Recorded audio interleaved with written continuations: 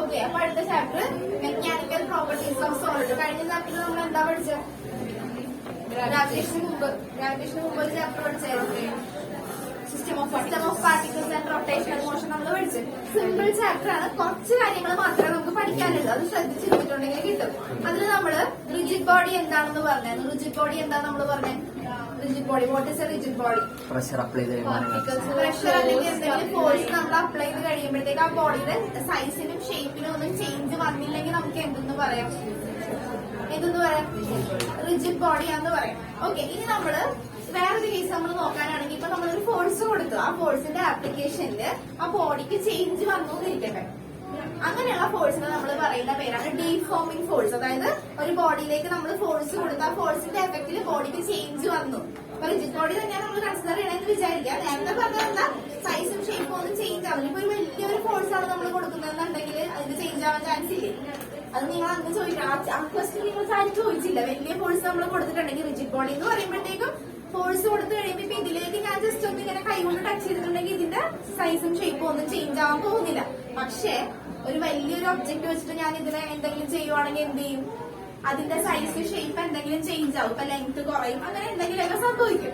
അപ്പൊ അങ്ങനെയുള്ള ഫോഴ്സിന് നമ്മൾ പറയുന്ന പേരാണ് ഡീഫോമിംഗ് ഫോഴ്സ്. ഫോഴ്സിന് നമ്മൾ പറയുന്ന പേരാണ് ഡീഫോമിംഗ് ഫോഴ്സ്. അതായത് വേറൊന്നുമല്ല, പ്രത്യേകിച്ച് ടൈപ്പ് ഓഫ് ഫോഴ്സ് ഒന്നുമല്ല, ബോഡീനെ ഡീഫോം ചെയ്യുക. ഇപ്പൊ ഇതിന്റെ ഷേപ്പ് ഇതാണെന്നുണ്ടെങ്കിൽ, അല്ലെങ്കിൽ ഇതിനിപ്പോ ഒരു പർട്ടിക്കുലർ ഷേപ്പ് ഉണ്ട്, ഇതിലേക്ക് ഞാൻ ചെറിയൊരു ഫോഴ്സ് കൊടുത്തിട്ടുണ്ടെങ്കിൽ എന്താവുന്ന സംഭവിക്കാൻ പാടും. പക്ഷെ ഞാൻ വലുതായിട്ടൊരു ഫോഴ്സ് കൊടുത്തിട്ടുണ്ടെങ്കിൽ ഇതിന്റെ സൈസ് എന്ത് ചെയ്യും? ഇതിന്റെ സൈസിനും ഷേപ്പിനും എന്ത് പറ്റും? ഷേപ്പ് എന്താവും? ചേഞ്ച് ആയി വേറൊരു ഫോമിലേക്ക് മാറും. അപ്പൊ അതായത് ബോഡീനെ നമ്മൾ ഡീഫോം ചെയ്യുക ചെയ്ത് ഇപ്പൊ നിൽക്കുന്ന കണ്ടീഷനിൽ നിന്ന് ഒരു ഫോഴ്സ് കൊടുത്ത് ബോഡീനെ നമ്മൾ ഡീഫോം ചെയ്യും. കംപ്രസ് ചെയ്യുന്നതെന്നും പറയാം. അപ്പൊ ഡീഫോം ചെയ്യും. അതിന് ആ ബോഡീനെ ഡീഫോം ചെയ്യുന്ന ആ ഫോഴ്സിന് നമ്മൾ പറയുന്ന പേരാണ് ഡീഫോമിംഗ് ഫോഴ്സ് എന്ന് പറയും. ഇനി നമുക്ക് നോട്ട് പറയുമ്പോൾ എല്ലാം പറഞ്ഞാൽ ഇപ്പൊ ഡീഫോമിംഗ് ഫോഴ്സ് എന്താന്ന് കിട്ടി. ഇനി ഇപ്പൊ ഞാൻ ഫോഴ്സ് കൊടുത്ത് ആ ബോഡിയിൽ ഫോഴ്സ് കിട്ടി, ബോഡിക്ക് ഒരു ഷേപ്പ് വന്ന്. ഇനി ആ ബോഡി തിരിച്ച് റീഗെയിൻ ചെയ്യുവാന്ന് വിചാരിക്കുക. അങ്ങനെയാണെങ്കിൽ ബോഡിക്ക് തിരിച്ച് റീഗെയിൻ ചെയ്ത് ഒറിജിനൽ ഷേപ്പിലേക്ക് വന്നു. ആ ഒരു ബോഡിയുടെ പ്രോപ്പർട്ടിനെ നമുക്ക് എന്തെന്ന് പറയാൻ പറ്റും? റീസ്റ്റോറിംഗ് ഫോഴ്സ് ഡെവലപ്ഡ് ആയി ബോഡി ഒറിജിനൽ ഷേപ്പിലേക്ക് വന്നു. അങ്ങനെയാണെങ്കിൽ നമുക്ക് എന്തെന്ന് പറയാൻ പറ്റില്ല? നീ പഠിച്ചിട്ടുണ്ട്, നീ വേണ്ടല്ലോ, ബാക്കിയുള്ളവർ പറയട്ടെ. ഓൾറെഡി എടുത്ത് കഴിഞ്ഞതാ, ബാക്കിയുള്ളവർ പറയും. For example rubber band. Rubber ബാൻഡിലേക്ക് ഞാനൊരു ഫോഴ്സ് കൊടുത്തു കഴിഞ്ഞപ്പോ എന്താ സംഭവിക്കും? ഇപ്പൊ എന്റെ കയ്യിൽ റബ്ബർ ബാൻഡ് ഇരിക്കാന്ന് വിചാരിക്കും. ഞാൻ അതിലേക്ക് ഒരു ഫോഴ്സ് കൊടുത്ത് അത് സ്ട്രെച്ച് ആവും അല്ലെ? അപ്പൊ സ്ട്രെച്ച് ആയി കഴിയുമ്പോഴത്തേക്കും ബോഡിയുടെ എന്ത് ഇൻക്രീസ് ചെയ്തിട്ടുണ്ട്? ആ ഒരു റബ്ബർ ബാൻഡിന്റെ എന്ത് ഇൻക്രീസ് ചെയ്തിട്ടുണ്ട്? ലെങ്ത് ഇൻക്രീസ് ചെയ്തിട്ടുണ്ട്. അപ്പൊ ഡീഫോംഡ് ആയില്ലേ ബോഡി? റബ്ബർ ബാൻഡ് ആദ്യത്തെ കണ്ടീഷൻ, ഇനീഷ്യൽ കണ്ടീഷൻ ആലോചിക്കുക. അതിലേക്ക് ഞാനൊരു ഫോഴ്സ് കൊടുത്തു കഴിഞ്ഞപ്പോ ആ ബോഡിക്ക് എന്ത് സംഭവിച്ചു? ഡീഫോമേഷൻ സംഭവിച്ചു. എന്ത് ഫോഴ്സാണ് നമ്മളൊക്കെ കൊടുത്തത്? ഡീഫോമേഷൻ സംഭവിച്ചിട്ടുണ്ടെങ്കിൽ അവിടെ അപ്ലൈ ചെയ്ത ഫോഴ്സിന് പറയുന്ന പേരെന്താ? Deformed force. അപ്പൊ ഡീഫോംഡ് ഫോഴ്സ് നമ്മൾ കൊടുത്ത് ബോഡിയുടെ ആ ഒരു ലെങ്ത്തിന് ചേഞ്ച് ഉണ്ട്. അപ്പൊ ബോഡി ഡീഫോംഡ് ആയിരിക്കണം. ഇനി ഞാൻ ആ ഫോഴ്സ് റിമൂവ് ചെയ്യാന്ന് വിചാരിക്കും. ഞാൻ എങ്ങനെയായിരിക്കും ഫോഴ്സ് റിമൂവ് ചെയ്യാം? ഞാൻ സ്ട്രെച്ച് ചെയ്ത് പിടിച്ചിരിക്കുകയല്ലേ. ഞാൻ എന്റെ കൈ ഇങ്ങനെ പെട്ടെന്ന് വിട്ടിട്ടുണ്ടെങ്കിൽ എന്ത് സംഭവിക്കും? റബ്ബർ ബാൻഡ് എന്ത് ചെയ്യും? എന്റെ കയ്യിൽ താഴെ പോയി ഒറിജിനൽ പൊസിഷനിൽ കിടക്കും. ഒറിജിനലി അത് എങ്ങനെയായിരുന്നു ഇനീഷ്യലി ഉണ്ടായിരുന്നത് അതേ പൊസിഷനിൽ തന്നെ നിൽക്കും. കൺസെപ്റ്റ് കിട്ടിയ റബ്ബർ ബാൻഡ് ഉണ്ടെങ്കിൽ അത് പറഞ്ഞുതരായിരുന്നു. സ്റ്റീലാണോ അതോ റബ്ബർ ബാൻഡാണ് ഏറ്റവും കൂടുതൽ? സ്റ്റീലും ഉണ്ട്. സ്റ്റീലിന് നമുക്ക് പറയാനാണെങ്കിൽ അതിൽ സ്റ്റീൽ വേറെ. റബ്ബർ ബാൻഡിനാണ് കൂടുതൽ ഡിഫോർമേഷൻ വരുന്നത്. എലാസ്റ്റിസിറ്റി കൂടുതലാണ്. എലാസ്റ്റിസിറ്റി സ്റ്റീലിനാണെന്നാണ്. ഒരു മിനിറ്റ് അതൊന്ന് പോസ് ചെയ്തേ. റബ്ബർ ബാൻഡ് ഉണ്ടെങ്കിൽ ഓക്കെ. അപ്പൊ ഇതൊരു ഇലാസ്റ്റിക് ബോഡിയാണെന്ന് വിചാരിക്കാം. അപ്പൊ ഇതിലേക്ക് ഞാൻ ഫോഴ്സ് കൊടുക്കണേ. ഓക്കെ, ഫോഴ്സ് കൊടുത്ത് നല്ല ഫോഴ്സ് ആണ് കൊടുത്തേക്കണം. ഫോഴ്സ് കൊടുത്ത് കഴിഞ്ഞപ്പോ ബോഡിയുടെ ഒറിജിനൽ ഷേപ്പ് ഇതായിരുന്നു ബോഡി. ഓക്കെ, കറക്റ്റ് ആക്കി പഠിക്കുക. ഇതായിരുന്നു. അതായത് ഡിഫറൻസ് പറയാൻ വേണ്ടി നമ്മൾ പറയുന്നത് റിജിഡ് ബോഡിയുടെ കൺസെപ്റ്റ് അത് തന്നെ. ബോഡി ഇതാണ് original shape of the body. ഇതിലേക്ക് ഫോഴ്സ് കൊടുത്ത് കഴിഞ്ഞപ്പോ ബോഡി ഡീഫോംഡ് ആയില്ലേ? വേറൊരു ഷേപ്പിലേക്ക് വന്നില്ലേ? ഒറിജിനൽ കണ്ടീഷനിൽ നിന്ന് വേറൊരു ഷേപ്പിലേക്ക് വന്നു. ഇനി ഞാൻ പെട്ടെന്ന് അപ്പൊ ഈ ഫോഴ്സ് എന്ത് ഫോഴ്സ്? ബോഡിക്ക് ഡീഫോർമേഷൻ സംഭവിച്ചു. അപ്പൊ ഇത് എന്ത് ഫോഴ്സ് ആയിരിക്കും? Deformed force. ഇനി പെട്ടെന്ന് ഞാൻ ഫോഴ്സ് റിമൂവ് ചെയ്ത് കഴിഞ്ഞപ്പോ ഈ റബ്ബർ ബാൻഡ് എന്തായി? ഒറിജിനൽ ഷേപ്പിലേക്ക് വന്നില്ലേ? ബോഡിയുടെ ഈ പ്രോപ്പർട്ടിക്ക് നമ്മൾ പറയുന്ന പേരാണ് ഇലാസ്റ്റിസിറ്റി. ഓക്കെ, ഇനി ചില കേസിൽ ബോഡി ഒറിജിനൽ ഷേപ്പിലേക്ക് വരത്തില്ല. അങ്ങനത്തെ ഉള്ള ബോഡിക്ക് നമ്മൾ പറയുന്ന പേരെന്തായിരിക്കും? അതായത് ഫോഴ്സ് കൊടുത്തപ്പോ റബ്ബർ എല്ലാ ബോഡിയും ഒറിജിനൽ ഷേപ്പിലേക്ക് വരും ഇല്ല. ഇപ്പൊ ഞാൻ ഈ സംഭവം ഇതിനെ ഞാൻ ഫോഴ്സ് കൊടുത്ത് പ്രസ് ചെയ്തിട്ടുണ്ടെങ്കിൽ ഒടിഞ്ഞു പോകും. ഇതിന്റെ സൈസും ഷേപ്പും എല്ലാം ചേഞ്ച് ആവും. ഇത് റീഗെയിൻ ചെയ്യോ? ഫോഴ്സ് ഞാൻ റിമൂവ് ചെയ്തിട്ടുണ്ടെങ്കിൽ ഞാൻ കൈ എടുത്ത് മാറ്റി കഴിഞ്ഞിട്ടുണ്ടെങ്കിൽ ഇത് റീഗെയിൻ ചെയ്ത് ഒറിജിനൽ ഷേപ്പിലെത്തുമോ? ഇല്ല. അപ്പൊ ഇങ്ങനെയുള്ള ബോഡിക്ക് നമ്മൾ പറയുന്ന പേരാണ് ഇതെന്താണ്? Plastic body. ഓക്കെ, പ്ലാസ്റ്റിസിറ്റി എന്ന് പറയാം. ബോഡിയുടെ ആ ഒരു പ്രോപ്പർട്ടിക്ക് നമ്മൾ പറയുന്ന പേരാണ് plasticity. If the body regain its original സ്റ്റേറ്റിലേക്ക് തിരിച്ചു വരുമെങ്കിൽ നമ്മൾ പറയുന്ന പേരാണ് ഇലാസ്റ്റിസിറ്റി. ബോഡിയുടെ പ്രോപ്പർട്ടിക്ക് പറയുന്ന പേരാണ് ഇലാസ്റ്റിസിറ്റി. അങ്ങനെയുള്ള ബോഡിക്ക് നമ്മൾ പറയുന്ന പേരാണ് ഇലാസ്റ്റിക് ബോഡി. ഓക്കെ, ഇതിന് പറയുന്ന പേരെന്താ? റീഗെയിൻ ചെയ്തില്ലെങ്കിൽ, ഒറിജിനൽ സൈസിലേക്കും ഷേപ്പിലേക്കും തിരിച്ചു വന്നില്ല, എന്താണോ ഞാൻ ഫോഴ്സ് കൊടുത്തപ്പോ നിൽക്കുന്ന സ്റ്റേറ്റ് അങ്ങനെ തന്നെ നിൽക്കുവാണെങ്കിൽ നമ്മൾ എന്തെന്ന് പറയും? Plastic body. ഡിഫറൻസ് മനസ്സിലായി? ഡീഫോമിംഗ് ഫോഴ്സ് എന്താന്ന് കിട്ടിയ? ഡീഫോമിംഗ് ഫോഴ്സ് എന്ന് പറയുന്നത് എന്താ? Deforming force, the force required to change the size, shape and length of the body. ഷേപ്പിലെല്ലാം വരും. ലെങ്ത്, ഷേപ്പ്, വോളിയം എന്തും ആയിക്കോട്ടെ, എന്തും ചേഞ്ച് ആവും. ചിലപ്പോ ലെങ്ത്, ഇപ്പൊ ഇലാസ്റ്റിക് ബോഡിയുടെ കേസ് പറയുകയാണെങ്കിൽ ഞാൻ ഫോഴ്സ് കൊടുത്തിട്ടുണ്ടെങ്കിൽ എന്താ സംഭവിക്കുക? ലെങ്ത് ആണ് ഇൻക്രീസ് ചെയ്യുന്നത്. ലെങ്ത് ഇൻക്രീസ് ചെയ്യും, അല്ലെങ്കിൽ പിന്നെ കംപ്രഷൻ സംഭവിക്കും. അപ്പൊ പല ടൈപ്പ് ഫോഴ്സിനെ പറ്റിയാണ് നമ്മളിനി പഠിക്കാൻ പോകുന്നത്. അപ്പൊ ഇത് കിട്ടിയാൽ ഡീഫോംഡ് ഫോഴ്സ് എന്താണെന്ന് മനസ്സിലായി. ഇലാസ്റ്റിക് ബോഡി എന്ന് പറയുന്നത് എന്താ, അല്ലെങ്കിൽ ഇലാസ്റ്റിക് പ്രോപ്പർട്ടി എന്ന് പറയുന്നത് എന്താ? Body regain its original size and shape on the removal of deforming force. ഞാൻ എന്ത് ചെയ്ത് കഴിഞ്ഞപ്പോൾ ബോഡി ഒറിജിനൽ സ്റ്റേറ്റിലേക്ക് വന്നത്? ഞാൻ കൊടുത്ത ഫോഴ്സ്, ഞാൻ കൈവച്ച് വലിച്ചുകൊണ്ടിരിക്കണേ, ഞാൻ ഫോഴ്സ് കളഞ്ഞു കഴിഞ്ഞപ്പോഴത്തേക്കാണ്, ഫോഴ്സ് റിമൂവ് ചെയ്ത് കഴിഞ്ഞപ്പോഴാണ് ബോഡി എന്ത് ചെയ്തത്? ഒറിജിനൽ സൈസിലേക്കും ഷേപ്പിലേക്കും വന്നത്. അപ്പൊ അതിനെ നമ്മൾ പറയുന്ന പേരാണ് ഇലാസ്റ്റിക് ബോഡി എന്ന് പറയും. ഇനി ബോഡി എന്താ പറയാ, ഒറിജിനൽ സൈസിലേക്കും ഷേപ്പിലേക്കും വന്നില്ല, ഞാൻ ഫോഴ്സ് കൊടുത്തപ്പോ ഫോഴ്സിന്റെ എഫക്റ്റിൽ എങ്ങനെ തന്നെയാണോ ഡീഫോംഡ് ആയിരിക്കുക, ആ കണ്ടീഷന് നമ്മൾ പറയുന്ന പേരാണ് പ്ലാസ്റ്റിസിറ്റി. അല്ലെങ്കിൽ അങ്ങനത്തെ ബോഡീസിന് നമ്മൾ പറയുന്ന പേരാണ് പ്ലാസ്റ്റിക് ബോഡി. ഈ ഒരു കൺസെപ്റ്റ് വെച്ചിട്ടാണ് നമ്മൾ ഇനിയുള്ള കാര്യങ്ങൾ പറയാൻ പോകുന്നത്. അപ്പൊ എഴുതിക്കോ.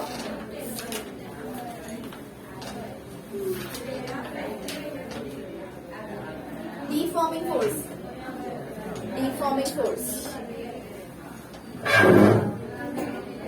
Deforming force. അപ്പൊ ഡിഫോമിംഗ് ഫോഴ്സ് എന്താന്ന് മനസ്സിലായല്ല. പ്രത്യേകിച്ച് വേറെ പുതിയ ടൈപ്പ് ഫോഴ്സ് ഒന്നും അല്ല. നമ്മൾ കൊടുക്കുന്ന ഫോഴ്സിന്റെ എഫക്റ്റില് ബോഡിക്ക് ഡീഫോമേഷൻ സംഭവിച്ചിട്ടുണ്ടെങ്കിൽ നമ്മൾ ആ ഫോഴ്സിനെ പറയുന്ന പേരാണ് ഡിഫോമിംഗ് ഫോഴ്സ്. അപ്പൊ എഴുതിക്കോ. It is the force required. It is the force. Deforming force. It is the force required to change. It is the force required to change. Required to change the length,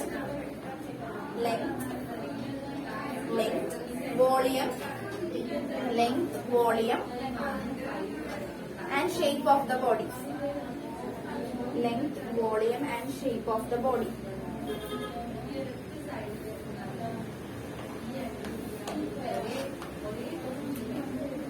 ഇപ്പൊ നമ്മൾ ഈ പറഞ്ഞുകൊണ്ടിരിക്കുന്നതല്ല, എന്താ നമ്മൾ ഈ പറഞ്ഞുകൊണ്ടിരിക്കുന്നത്? Rigid ബോഡിയുടെ concept നമ്മൾ പഠിച്ച്, അതുപോലെ ആ ബോഡിക്ക് നമ്മൾ ആ ഫോഴ്സ് കൊടുത്തു കഴിയുമ്പോൾ എന്തൊക്കെ പ്രോപ്പർട്ടീസ് ആണ് ഉണ്ടാവുന്നത്, ഓരോരോ പ്രോപ്പർട്ടീസ്, ഒരു റിജിഡ് ബോഡിക്ക് ഉണ്ടാവുന്ന പ്രോപ്പർട്ടീസിനെ പറ്റിയാണ് പറയുന്നത്. Elastic behaviour. അപ്പൊ എല്ലാ ബോഡിക്കും എല്ലാം ഉണ്ടാവണമെന്നില്ല. ചില ബോഡിക്ക് ഇലാസ്റ്റിക് ബിഹേവിയർ ആയിരിക്കും, ചില ബോഡിക്ക് എന്തായിരിക്കും ഉണ്ടാവുക? പ്ലാസ്റ്റിക് ബിഹേവിയർ ആയിരിക്കും ഉണ്ടാവുക. പ്ലാസ്റ്റിക്കിനെ പറ്റി നമുക്ക് ഡീറ്റെയിൽ ആയിട്ട് പഠിക്കാനില്ല. നമ്മൾ ഫോക്കസ് ചെയ്യുന്നത് ഇലാസ്റ്റിക് ബിഹേവിയർ ഉള്ള ബോഡിനെ പറ്റിയായിരിക്കും പഠിക്കാൻ പോകുന്നത്. അപ്പൊ എഴുതിക്കും ഇലാസ്റ്റിസിറ്റി. What is elasticity? എന്നൊരു ക്വസ്റ്റ്യൻ ആയിട്ട് എഴുതിയാൽ മതി. What is elasticity? What is elasticity? The property of a material body. The property of a material body. The property. The property of a material body. By virtue of which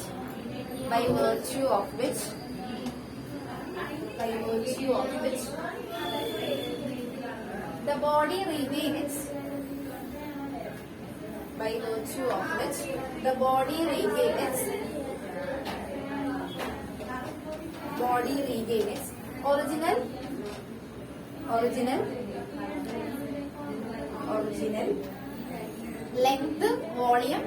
മൂന്ന് കാര്യങ്ങൾക്കായിരിക്കും change സംഭവിക്കുക. ഒന്നില്ലെങ്കിൽ length, അല്ലെങ്കിൽ volume, അല്ലെങ്കിൽ shape. Body regain its length, volume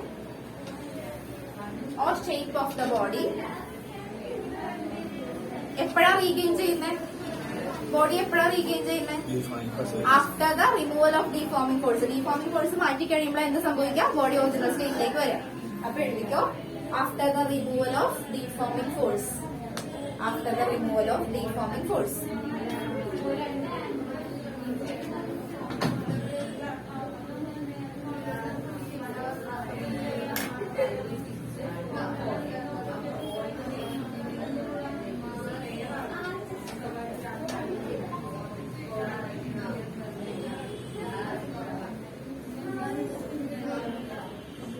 okay, ഇനി elastic body എന്ന് പറയുമ്പോൾ എന്താ, ഇതിപ്പോ ഒരു പ്രോപ്പർട്ടിയാണ് നമ്മൾ പഠിച്ചത്. ഇലാസ്റ്റിക് ബോഡി എന്ന് പറയുമ്പോൾ എന്തായിരിക്കും, ഇപ്പൊ റബ്ബർ ബാൻഡ് എന്ത് ബോഡിയാ, ഇലാസ്റ്റിക് ബോഡി. അപ്പൊ ഇലാസ്റ്റിക് ബോഡി എന്ന് പറയുമ്പോൾ എന്തായിരിക്കും മീൻ ചെയ്യാം, ഇലാസ്റ്റിക് പറഞ്ഞ ബിഹേവിയർ. ഇപ്പൊ നമ്മൾ എഴുതിയ ബിഹേവിയർ ഏതാ, ഒരു ബോഡിയുടെ ഒരു ബിഹേവിയർ നമ്മൾ എഴുതിയ ഇലാസ്റ്റിസിറ്റി എന്ന് പറയാം. അപ്പൊ അതുപോലെ തന്നെ ഫോഴ്സ് റിമൂവ് ചെയ്ത് കഴിയുമ്പോൾ ഒറിജിനൽ സൈസിലേക്കും ഷേപ്പിലേക്കും എത്താൻ ബോഡിക്ക് കഴിയുന്നുണ്ടെങ്കിൽ ആ ഒരു പ്രോപ്പർട്ടിനെ നമ്മൾ പറയുന്ന പേരാണ് ഇലാസ്റ്റിസിറ്റി എന്ന് പറയാം. അപ്പൊ ഇലാസ്റ്റിക് ബോഡീസ് എന്ന് പറയുമ്പോൾ എന്തായിരിക്കും, ആ പ്രോപ്പർട്ടിയുള്ള ബോഡീസിനെയാണ് നമ്മൾ എന്തെന്ന് പറയാം, ഇലാസ്റ്റിക് ബോഡീസ് എന്ന് പറയാം. അപ്പൊ ഇലാസ്റ്റിക് ബോഡീസ് എഴുതി, elastic bodies, elastic bodies, elastic bodies, the bodies which possess, the bodies which possess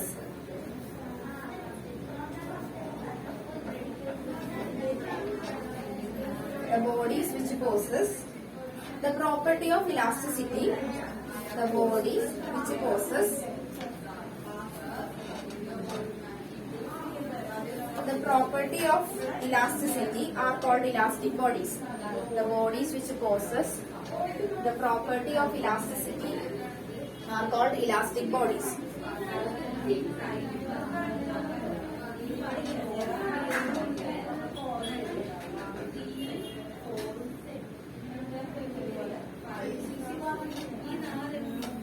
അടുത്തൊരു പോയിന്റ് ആയിട്ട് എഴുതിക്കോ, the bodies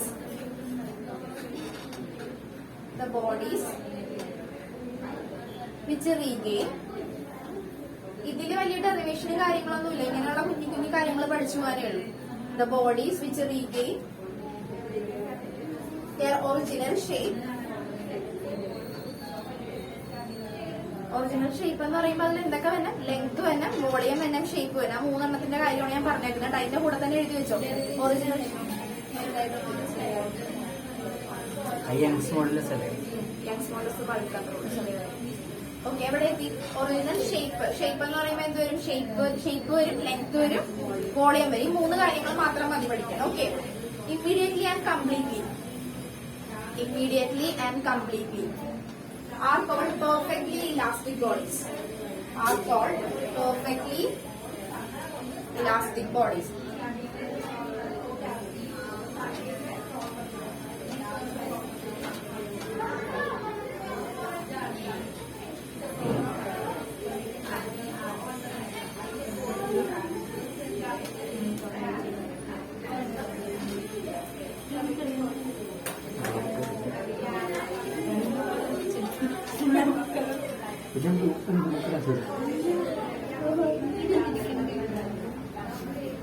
ഓക്കെ, ഇനി അടുത്തത് എഴുതിക്കോ, ഇലാസ്റ്റിക് ബോഡി. അടുത്ത് എഴുതിക്കോ പ്ലാസ്റ്റിക് ബോഡീസ് അല്ലെങ്കിൽ plasticity.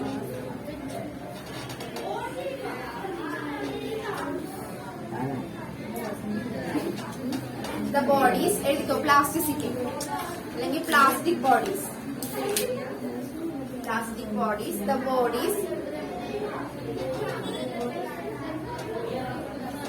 which do not show, the bodies which do not show, the bodies which do not show any tendency,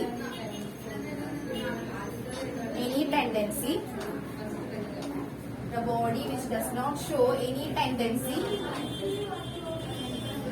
to recover, any tendency to recover, any tendency to recover their original length, shape, volume, their original length, shape, volume after the removal of deforming force.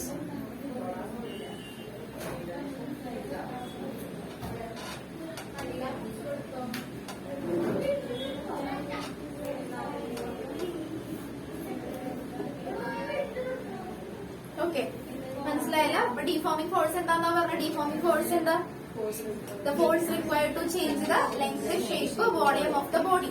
ഇനി അപ്പൊ നമ്മൾ deforming force കൊടുത്തു. ആ deforming force remove ചെയ്യുമ്പോൾ body regain ചെയ്തിട്ടുണ്ടെങ്കിൽ നമ്മൾ ആ പ്രോപ്പർട്ടിനെ എന്താ പറയാ? ഇലാസ്റ്റിസിറ്റി അല്ലെങ്കിൽ ഇലാസ്റ്റിക് ബോഡീസ് എന്ന് പറയും. ഇനി if the body does not regain its original size and shape after the removal of deforming force, അങ്ങനെയുള്ള ബോഡിനെ നമ്മൾ എന്തെന്ന് പറയും?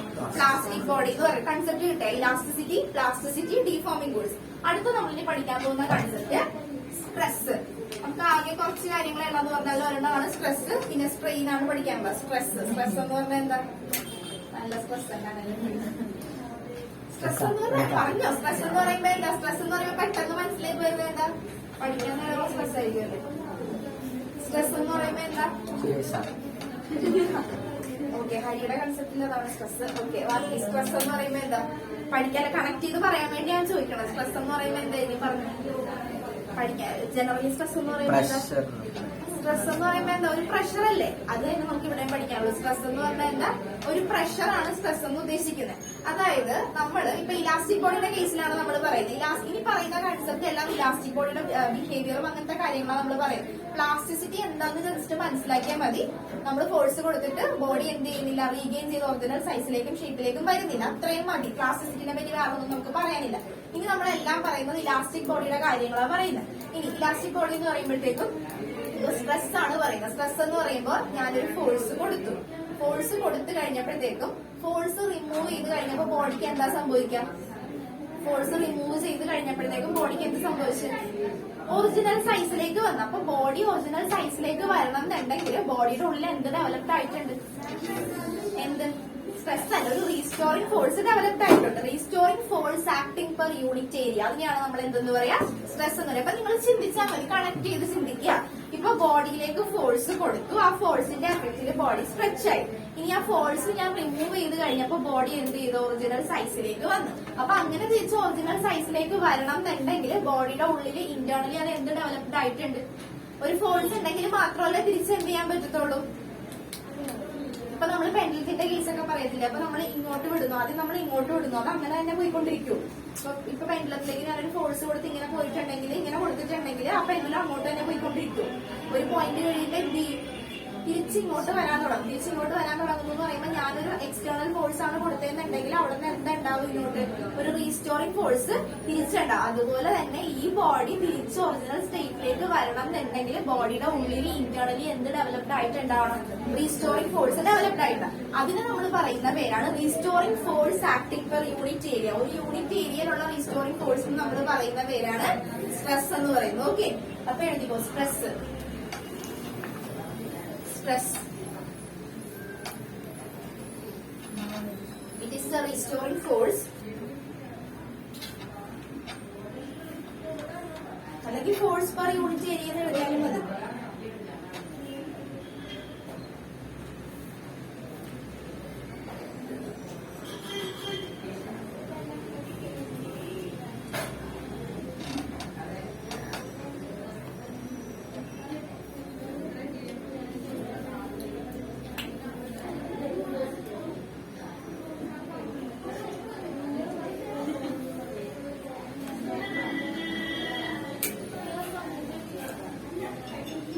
ഇനി ഇത് നമുക്ക് ഫസ്റ്റ് ചാപ്റ്ററിൽ ക്വസ്റ്റ്യൻ ആയിട്ട് ചോദിക്കാം. ഫസ്റ്റ് ചാപ്റ്ററിൽ നമ്മൾ പഠിച്ച ടൈമില് സ്ട്രെസ്സിന്റെ ഡയമെൻഷൻ കണ്ടുപിടിക്കാമെന്ന ക്വസ്റ്റ്യൻ ഉണ്ടാവും. അപ്പൊ ഇത് തന്നെ അവിടെയും വരും. സ്ട്രെസ്സിന്റെ ഡയമെൻഷൻ എന്ന് കണ്ടുപിടിച്ച stress is equal to force acting per unit area. Dimension കണ്ടുപിടിച്ചേ.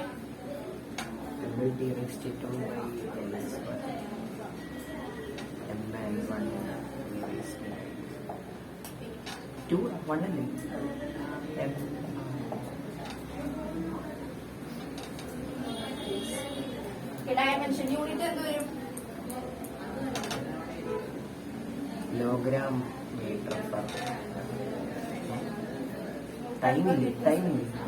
Time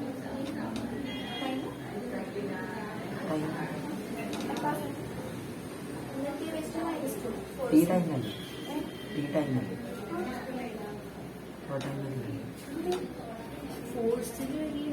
അതല്ല, ഇത് യൂണിറ്റ്. ഓ ഫോഴ്സും. ആ ഓക്കെ ഓക്കെ ക്ലിയർ. എഴുതിയാ ഇനി നമുക്ക് സ്ട്രെസ്സിനെ ക്ലാസിഫൈ ചെയ്യാം. ക്ലാസിഫിക്കേഷൻ ഓഫ് സ്ട്രെസ് ആണ് ഇത് പഠിക്കാൻ പോകുന്നത്. അത് ജസ്റ്റ് മനസ്സിലാക്കി വെച്ചാൽ അതിൽ ഇക്വേഷനും ഡെറിവേഷനും ഒന്നുമില്ല. എല്ലാത്തിനും സെയിം കൺസെപ്റ്റ് തന്നെ. Force acting per unit area, അത് മതി. ഈ classification of stress.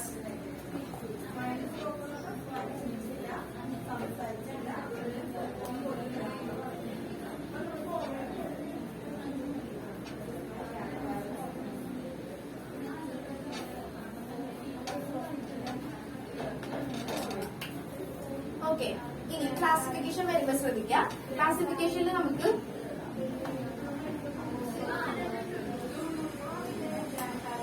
Normal stress ഉണ്ട്. കുറെ സ്ട്രെസ് നമുക്ക് പഠിക്കാനുണ്ട്. അപ്പൊ സ്ട്രെസ് എന്താന്ന് കിട്ടിയില്ല. ഇനി നമുക്ക് പല ടൈപ്പ് സ്ട്രെസ്സിനെ പറ്റി പഠിക്കാനുണ്ട്. കുറച്ചേ ഞാൻ പറയുന്നുള്ളൂ, അത് ശ്രദ്ധിച്ചാൽ മതി. Tangential stress, shearing stress. Okay, അപ്പൊ first one normal stress. Normal stress എന്ന് പറയുമ്പോഴത്തേക്കും ഒരു ബോഡിയിലേക്ക് നമ്മളൊരു ഫോഴ്സ് കൊടുക്കുക, പെർപെൻഡിക്കുലർ ആയിട്ട് നമ്മളൊരു ഫോഴ്സ് കൊടുക്കുക. അപ്പൊ എന്ത് സംഭവിക്കും? ബോഡി ഡീഫോംഡ് ആയിട്ട് തിരിച്ചെന്തുണ്ടാവും? റീസ്റ്റോറിംഗ് ഫോഴ്സ് ഡെവലപ്പ് ചെയ്യും പെർ യൂണിറ്റ് ഏരിയ. അതിന് നമ്മൾ പറയുന്ന പേരാണ് നോർമൽ സ്ട്രെസ്. ഈ നോർമൽ സ്ട്രെസ് രണ്ട് ടൈപ്പാണ് ഉള്ളത്. ടെൻസൈലും ഉണ്ട്, അതുപോലെ കംപ്രസീവും ഉണ്ട്. ടെൻസൈലിന് നമുക്ക് വേറൊരു പേരൂടെ പറയാം, ലോഞ്ചിറ്റ്യൂഡിനൽ. ഇങ്ങനെ ആയിരിക്കും ചിലപ്പോൾ ക്ലാസ്സിൽ പഠിപ്പിക്കുക, ലോഞ്ചിറ്റ്യൂഡിനൽ സ്ട്രെസ് അല്ലെങ്കിൽ ലീനിയർ സ്ട്രെസ് എന്ന് പറയും. ഓക്കെ, പേര് കണ്ടിട്ട് വിളിക്കാനൊന്നുമില്ല, പക്ഷെ സിമ്പിളാ പഠിക്കാൻ. അതായത് രണ്ട് ടൈപ്പ് സ്ട്രെസ് ഉണ്ടെന്ന് വിചാരിക്കുക. നോർമൽ സ്ട്രെസ്സും ഉണ്ട്, ടാൻജൻഷ്യൽ സ്ട്രെസ്സും ഉണ്ട്. മറ്റേ സ്ട്രെസ് വിടട്ടോ, അത് നമുക്ക് കണക്ട് ചെയ്യാൻ പറ്റത്തില്ല. അപ്പൊ സ്ട്രെസ് എന്ന് പറയുമ്പോൾ കൺസെപ്റ്റ് കിട്ടിയല്ല. ഇനി ആ സ്ട്രെസ്സിനെ തന്നെ നോർമൽ സ്ട്രെസ്, ടെൻസൈൽ സ്ട്രെസ്സും ഉണ്ട്, അതുപോലെ കംപ്രസീവ് സ്ട്രെസ്സും ഉണ്ട്. അപ്പൊ തന്നെ നിങ്ങൾക്ക് കണക്ട് ചെയ്യാം. ടെൻസൈൽ സ്ട്രെസ് അല്ലെങ്കിൽ ലോഞ്ചിറ്റ്യൂഡൽ ഓർ ലീനിയർ സ്ട്രെസ് എന്ന് പറയും. അതായത് ഒരു ഫോഴ്സ്, ഒരു ബോഡിയിലേക്ക് ഫോഴ്സ് കൊടുത്തു കഴിയുമ്പോൾ ഫസ്റ്റ് വണ്ണിന്റെ എക്സാമ്പിൾ നമുക്ക് ഈ റബ്ബർ ബാൻഡ് തന്നെ പറയാം. ഈ ബോഡിയിലേക്ക് ഞാൻ ഓർക്കാൻ പറ്റണം, ഈ ബോഡിയിലേക്ക് ഞാൻ ഫോഴ്സ് കൊടുത്തു പറ്റുന്നുണ്ടെന്നാ കുഴപ്പമില്ല, ഞങ്ങൾ ചെയ്യുന്നത് പെട്ടെന്ന്. ഓക്കെ, ഈ ബോഡിയിലേക്ക് ഞാൻ ഫോഴ്സ് കൊടുത്തു കഴിയുമ്പോൾ ഇതിന്റെ എന്താ ഇൻക്രീസ് ചെയ്യണം? ലെങ്ത്. അപ്പൊ ഒരു ബോഡിയിലേക്ക് നമ്മൾ ഫോഴ്സ് കൊടുക്കുമ്പോൾ ആ ബോഡിക്ക് ലെങ്ത്തിന് ചേഞ്ച് ഉണ്ടെങ്കിൽ നമ്മൾ ആ സ്ട്രെസ്സിനെ പറയുന്ന പേരാണ് ടെൻസൈൽ സ്ട്രെസ് അല്ലെങ്കിൽ ലോഞ്ചിറ്റ്യൂഡൽ സ്ട്രെസ്സോ ലീനിയർ സ്ട്രെസ് എന്ന് പറയും. ഇനി കംപ്രസീവ് എന്ന് പറയുമ്പോഴത്തേക്കും എന്താ സംഭവിക്കുക? എന്തോ ഒരു ലെങ്ത് ഉള്ള സംഭവത്തിലേക്ക് ഞാൻ ഫോഴ്സ് കൊടുത്തു കഴിഞ്ഞപ്പോഴത്തേക്കും അതിന്റെ ലെങ്ത് ഡിക്രീസ് ചെയ്തു അല്ലെങ്കിൽ കുറഞ്ഞു. ലെങ്ത്തിന്റെ ബേസിൽ പറയുന്നതാണ് ഈ നോർമൽ സ്ട്രെസ് എന്ന് പറയും. ടെൻസൈൽ മീൻസ് ലെങ്ത്തിന് ഇൻക്രീസ് ഉണ്ടായി. റബ്ബർ ബാൻഡ് ആലോചിക്കുക, ഫോഴ്സ് കൊടുത്തു കഴിയുമ്പോഴത്തേക്കും ലെങ്ത് ഇൻക്രീസ് ചെയ്തു. അപ്പൊ ചേഞ്ച് ഇൻ ലെങ്ത് ആണ് ഈ കേസിൽ പറയുന്നത്. അപ്പൊ ലെങ്ത്തിന് ചേഞ്ച് ഉണ്ടായിട്ടുണ്ടെങ്കിൽ നമുക്ക് എന്തെന്ന് പറയാം? ലോഞ്ചിറ്റ്യൂഡൽ ഓർ ലീനിയർ സ്ട്രെസ് എന്ന് പറയാം. ഇനി കംപ്രസീവ് എന്ന് പറയുമ്പോൾ കംപ്രഷൻ എന്ന് പറഞ്ഞാൽ എന്താ മീൻ ചെയ്യാം? കംപ്രസ് ചെയ്യാം. അപ്പൊ കംപ്രസ് ചെയ്യുമ്പോൾ ഒരു ബോഡിയുടെ അവിടെ എന്തായിരിക്കും കുറഞ്ഞിട്ടുണ്ടാവുക? ലെങ്ത് കുറഞ്ഞിട്ടുണ്ടാവും, ലെങ്ത് ഡിക്രീസ് ചെയ്യുക. അതിനെ നമ്മൾ പറയുന്ന പേരാണ് കംപ്രസീവ് സ്ട്രെസ് എന്ന് പറയും. പിന്നെ ഒരെണ്ണം കൂടി പറയാനുണ്ട്, വോളിയം സ്ട്രെസ്. ടാൻജൻഷ്യൽ ഞാൻ പറയാം, വോളിയം സ്ട്രെസ് അല്ലെങ്കിൽ ബൾക്ക് എന്ന് നമ്മൾ പറയും. ഇപ്പൊ വോളിയം സ്ട്രെസ് എന്ന് പറയുമ്പോൾ എന്തായിരിക്കും മീൻ ചെയ്യാം? ആലോചിച്ച് കണക്ട് ചെയ്താൽ മതി. വോളിയം സ്ട്രെസ് ഫോഴ്സ് കൊടുത്തു കഴിയുമ്പോൾ എന്ത് ചേഞ്ച് ആയിട്ടുണ്ടാവുക ബോഡിയുടെ? നമ്മൾ പറഞ്ഞു, ഒരു ഫോഴ്സ് കൊടുത്തു കഴിയുമ്പോൾ ഒരു ബോഡിയുടെ 3 കാര്യങ്ങളാണ് ചേഞ്ച് ആവുന്നത്. എന്തൊക്കെയാ ചേഞ്ച് ആവുന്നത്? ലെങ്ത് ചേഞ്ച് ആവും, അതായത് ലെങ്ത് ചേഞ്ച് ആവും, വോളിയം ചേഞ്ച് ആവും, പിന്നെ ഷേപ്പ് ചേഞ്ച് ആവും. അതിന്റെ ബേസിൽ ജസ്റ്റ് ക്ലാസിഫൈ ചെയ്ത് പറയുന്നതാണ്. ലെങ്ത് ചേഞ്ച് ആവും. ഒരു ഫോഴ്സ് കൊടുത്തു കഴിഞ്ഞപ്പോൾ ഒരു ബോഡിയുടെ ലെങ്ത് ലെങ്ത് ചേഞ്ച് ആയി, ലെങ്ത് ഇൻക്രീസ് ആയിട്ടുണ്ടെങ്കിൽ ആ സ്ട്രെസ്സിനെ നമ്മൾ പറയും ടെൻസൈൽ എന്ന് പറയും. ലെങ്ത് ഡിക്രീസ് ചെയ്തിട്ടുണ്ടെങ്കിൽ എന്താ പറയാ? കംപ്രസീവ് സ്ട്രെസ് എന്ന് പറയും. ഈ ചേഞ്ച് വന്നിരിക്കുന്നത് വോളിയത്തിലാണെങ്കിൽ നമ്മൾ എന്തെന്ന് പറയും? Volume stress. ഇത് ഡെഫിനിഷൻ മാത്രം മനസ്സിലാക്കിയാൽ മതി. ഇക്വേഷൻ എല്ലാത്തിന്റെയും സെയിം തന്നെ. എന്തായിരിക്കും equation? Stress equal to force by area. Strain വരുമ്പോൾ മാറും. ഇവിടെ ജസ്റ്റ് ഇത്രയും പഠിക്കാനുള്ളൂ. ഇനി ഷിയറിന്റെ സ്ട്രെസ്സിൽ തന്നെ നോക്കാറുണ്ട്. സ്ട്രെസ് വലിയ കാര്യം ഇനി tangential stress or shearing stress. Tangential stress or shearing stress എന്ന് പറയുമ്പോഴത്തേക്കും ബോഡിയുടെ ഷേപ്പ് ചേഞ്ച് ആവുക. ലെങ്ത് അല്ല, ഇപ്പോ ലെങ്ത്തും വോളിയൊന്നും അല്ല, ഷേപ്പ് എന്തെങ്കിലും കൊണ്ട് ചേഞ്ച് ആയി. ഫോർ എക്സാമ്പിൾ ഈ ബുക്ക് ഇങ്ങനെ ഇരിക്കുന്ന ബുക്കല്ലേ, ഇതിലേക്ക് ഞാനൊരു ഫോഴ്സ് കൊടുത്തിട്ടുണ്ടെങ്കിൽ പെർഫെക്റ്റ് ആയിട്ടിരിക്കുന്ന ബുക്കാണെന്ന് വിചാരിക്കുക. ഞാൻ എന്തെങ്കിലും ഫോഴ്സ് കൊടുത്തിട്ടുണ്ടെങ്കിൽ ഈ ബുക്ക് ഇങ്ങനെ ആയി എന്ന് വിചാരിക്കാം, ഇങ്ങനെ ആയി പോയി എന്ന് വിചാരിക്കാം. ഇപ്പൊ റീഗെയിൻ ചെയ്യുന്നത് ഇതാണ് ഒരു നോർമൽ ആയിട്ടിരിക്കുന്ന ബുക്ക് എന്ന് വിചാരിക്കാം. ഇതിലേക്ക് ഞാനൊരു ഫോഴ്സ് കൊടുക്കുമ്പോഴത്തേക്ക് എനിക്ക് വേണമെങ്കിൽ ഫോഴ്സ് കൊടുത്തെങ്കിൽ ഇതിപ്പോ ഞാൻ ഒരു ഫോഴ്സ് അല്ലേ കൊടുക്കുന്നത്, ഞാനൊരു ഫോഴ്സ് കൊടുത്തപ്പോ ഇതിന്റെ ഷേപ്പ് ചേഞ്ച് ആയില്ലേ, ഡീഫോംഡ് ആയി. ഇനി ഞാൻ ഇതിനെ വിട്ട് കഴിയുമ്പോൾ അത് എന്താവും? ഒറിജിനൽ ഷേപ്പിലേക്ക് മാറി. അപ്പൊ അതിനെ ജസ്റ്റ് ഫോർ എക്സാമ്പിൾ ഞാൻ ബുക്ക് വെച്ച് പറഞ്ഞു എന്നുള്ളത് നിങ്ങൾ വേറെ ഏതെങ്കിലും ബോഡിയായിട്ട് കണക്ട് ചെയ്ത് നോക്കുക. ഇപ്പൊ കയ്യിരിക്കുന്ന ബുക്കായിട്ട് അതിൽ തന്നെ പറഞ്ഞു ഫോഴ്സ് അപ്ലൈ ചെയ്ത് കഴിയുമ്പോൾ എന്ത് സംഭവിക്കും, ഇങ്ങനെ ഇരിക്കുന്ന ബുക്കാണെങ്കിൽ ഞാനൊരു ഫോഴ്സ് കൊടുത്ത് എനിക്കാണെങ്കിൽ ഇതിന് ഇങ്ങനെ ആക്കണം. ഓക്കെ, ഇപ്പൊ വേറൊരു ഷേപ്പായിട്ട് മാറിയില്ലേ? പക്ഷെ ഞാൻ ഇത് വിട്ട് കഴിഞ്ഞപ്പോ എന്തായി ഒറിജിനൽ ഷേപ്പിലേക്ക് എത്തി. അപ്പൊ അതായത് ബോഡിയുടെ ഷേപ്പിലാണ് ചേഞ്ച് വന്നിരിക്കുന്നതെന്നുണ്ടെങ്കിൽ നമ്മൾ അതിനെ പറയുന്ന പേരാണ് ഷിയറിംഗ് സ്ട്രെസ് അല്ലെങ്കിൽ ടാൻജൻഷ്യൽ സ്ട്രെസ്. ഷിയറിംഗ് സ്ട്രെസ്സോ ടാൻജൻഷ്യൽ സ്ട്രെസ് എന്ന് പറയും. അപ്പൊ ലെങ്തിലാണ് ചേഞ്ച് വന്നിരിക്കുന്നതെന്നുണ്ടെങ്കിൽ അപ്പൊ സ്ട്രെസ് എത്ര ടൈപ്പ് നമുക്ക് പഠിക്കാനുണ്ട്? മെയിൻ ആയിട്ട് ഇത് രണ്ടും ഫോക്കസ് ചെയ്താൽ മതി, നോർമൽ സ്ട്രെസ്സും ടാൻജൻഷ്യൽ സ്ട്രെസ്സും. ഇത് ഞാൻ പഠിക്കുന്ന രീതിയിലൊന്ന് പറഞ്ഞു തന്നതാണ് ബോഡിയിൽ ചേഞ്ച് വന്നിട്ടുണ്ടെങ്കിൽ എന്ത് പറയുന്നുള്ളത്. അത് മാത്രം നോക്കിയാൽ മതി.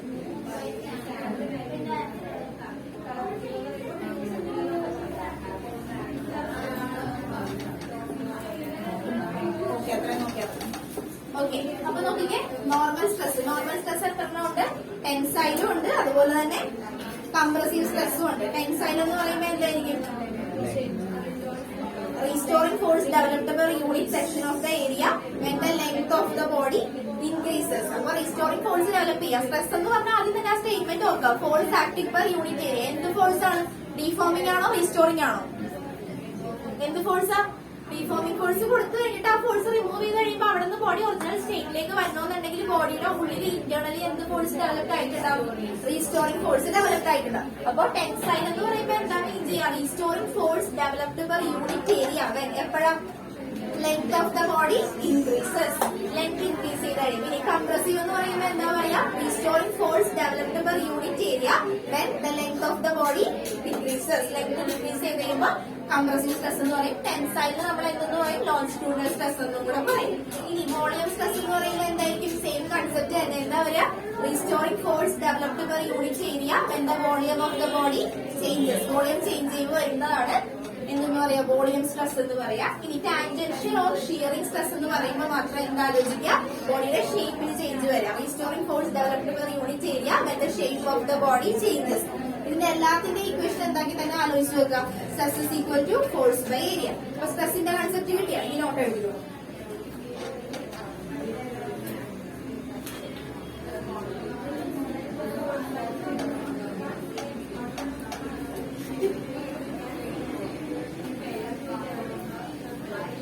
ഹൈഡ്രോളിക് സ്ട്രെസ്സും കൂടെ ഉണ്ട്. അത് ഞാൻ പറയാറില്ല, അതുകൊണ്ടാണ് ഞാൻ പറയാറുള്ളത്. വെറുതെ പറഞ്ഞു. അത് മറ്റേ ഇതിനകത്താണ് പാസ്കൽസ് ലോയിനകത്ത് ഞങ്ങൾക്ക് പറഞ്ഞു. പാസ്കൽസ് ലോയിനകത്താണ് പറയേണ്ടത്, അതുകൊണ്ട് അത് അപ്പൊ പറയുന്നത്. ഓക്കെ, ഇപ്പൊ ഇത് തൽക്കാലം ഇത്ര എഴുതിക്കോ. 3 ടൈപ്പ് സ്ട്രെസ് ഉണ്ടെന്ന് എഴുതി വെച്ചോ. ഹൈഡ്രോളിക് ഉണ്ട്. ഹൈഡ്രോളിക് സ്ട്രെസ് നമുക്ക് ആ ചാപ്റ്റർ എടുക്കുമ്പോൾ ഒന്നുകൂടെ കറക്റ്റ് ആയിട്ട് പറഞ്ഞുതരാം. അപ്പൊ എന്തായിട്ട് അതിന് ക്വസ്റ്റ്യൻ ചെയ്യും. സ്ട്രെസ്സിനെ പറ്റി ടൈപ്പ് ഓഫ് സ്ട്രെസ് എന്ന് പറഞ്ഞൊന്നും ക്വസ്റ്റ്യൻ ചോദിക്കാൻ പോകുന്നില്ല. പക്ഷെ കൺസെപ്റ്റ് അറിഞ്ഞിരിക്കും. നമ്മളിനി ബൾക്ക് മോഡുലസ്, വോളിയം മോഡുലസ് അതൊക്കെ പഠിക്കുമ്പോഴത്തേക്ക് എന്ത് വേണം?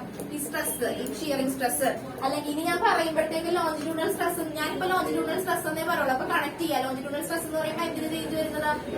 ലെഗ്സിന് ചേഞ്ച്. അത് കണക്ട് ചെയ്യാൻ വേണ്ടിയാണ് ഞാൻ സ്റ്റേറ്റ്മെന്റ് ആക്കി തരാം. നോട്ട് എഴുതി പോയിക്കോ. എന്തായാലും ടൈപ്പ് ഓഫ് സ്ട്രെസ് പാസ്കൽസിലോ സ്റ്റാറ്റിക് ഫ്ലൂയിഡ്സിനകത്തിലാക്കും. അല്ല ജസ്റ്റ് പ്ലീസ് പ്ലീസ്. തീരത്തില്ല. അതിലേക്ക് ഞാൻ ഡീപ്പായിട്ട് പറയും. നല്ല ടോപ്പിക്കാണ്.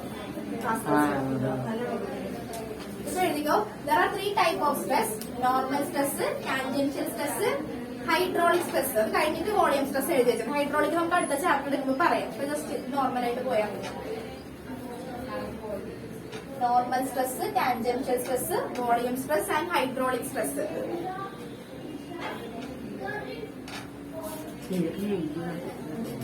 അതിൽ ഫസ്റ്റ് വൺ എഴുതിക്കോ. Normal stress.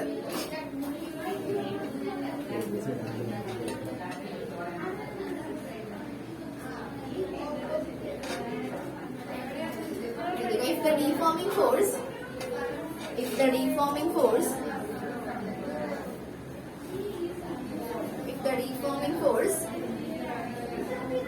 act perpendicular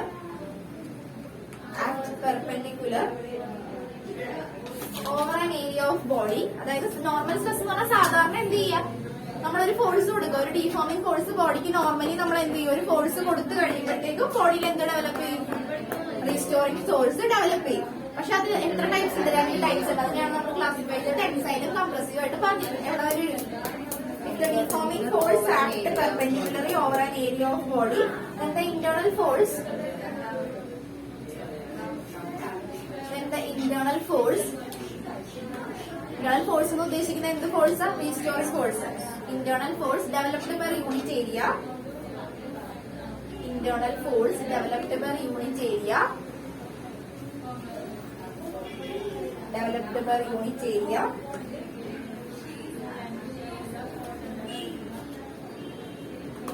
of the deformed body. Developed per unit area of the deformed body is known as normal stress. Developed per unit area on the deformed body is known as normal stress. Then normal stress are two types. Normal stress are two types. Normal stress are two types. Tensile stress and compressive stress. Tensile stress and compressive stress.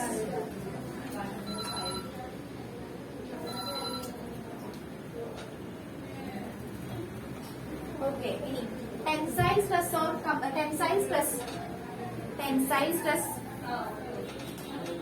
can also be termed as tensile stress എന്ന് സബ്ഹെഡിങ് കൊടുത്തിട്ട് എഴുതിയാൽ മതി. Tensile stress ഇവിടെ, അതായത് ഈ രണ്ട് കേസിലും എന്തിനാ ചേഞ്ച് വരുന്നത്? ആ പോയിന്റ് പറയണ്ടല്ലോ, അത് മനസ്സിലാവില്ലേ?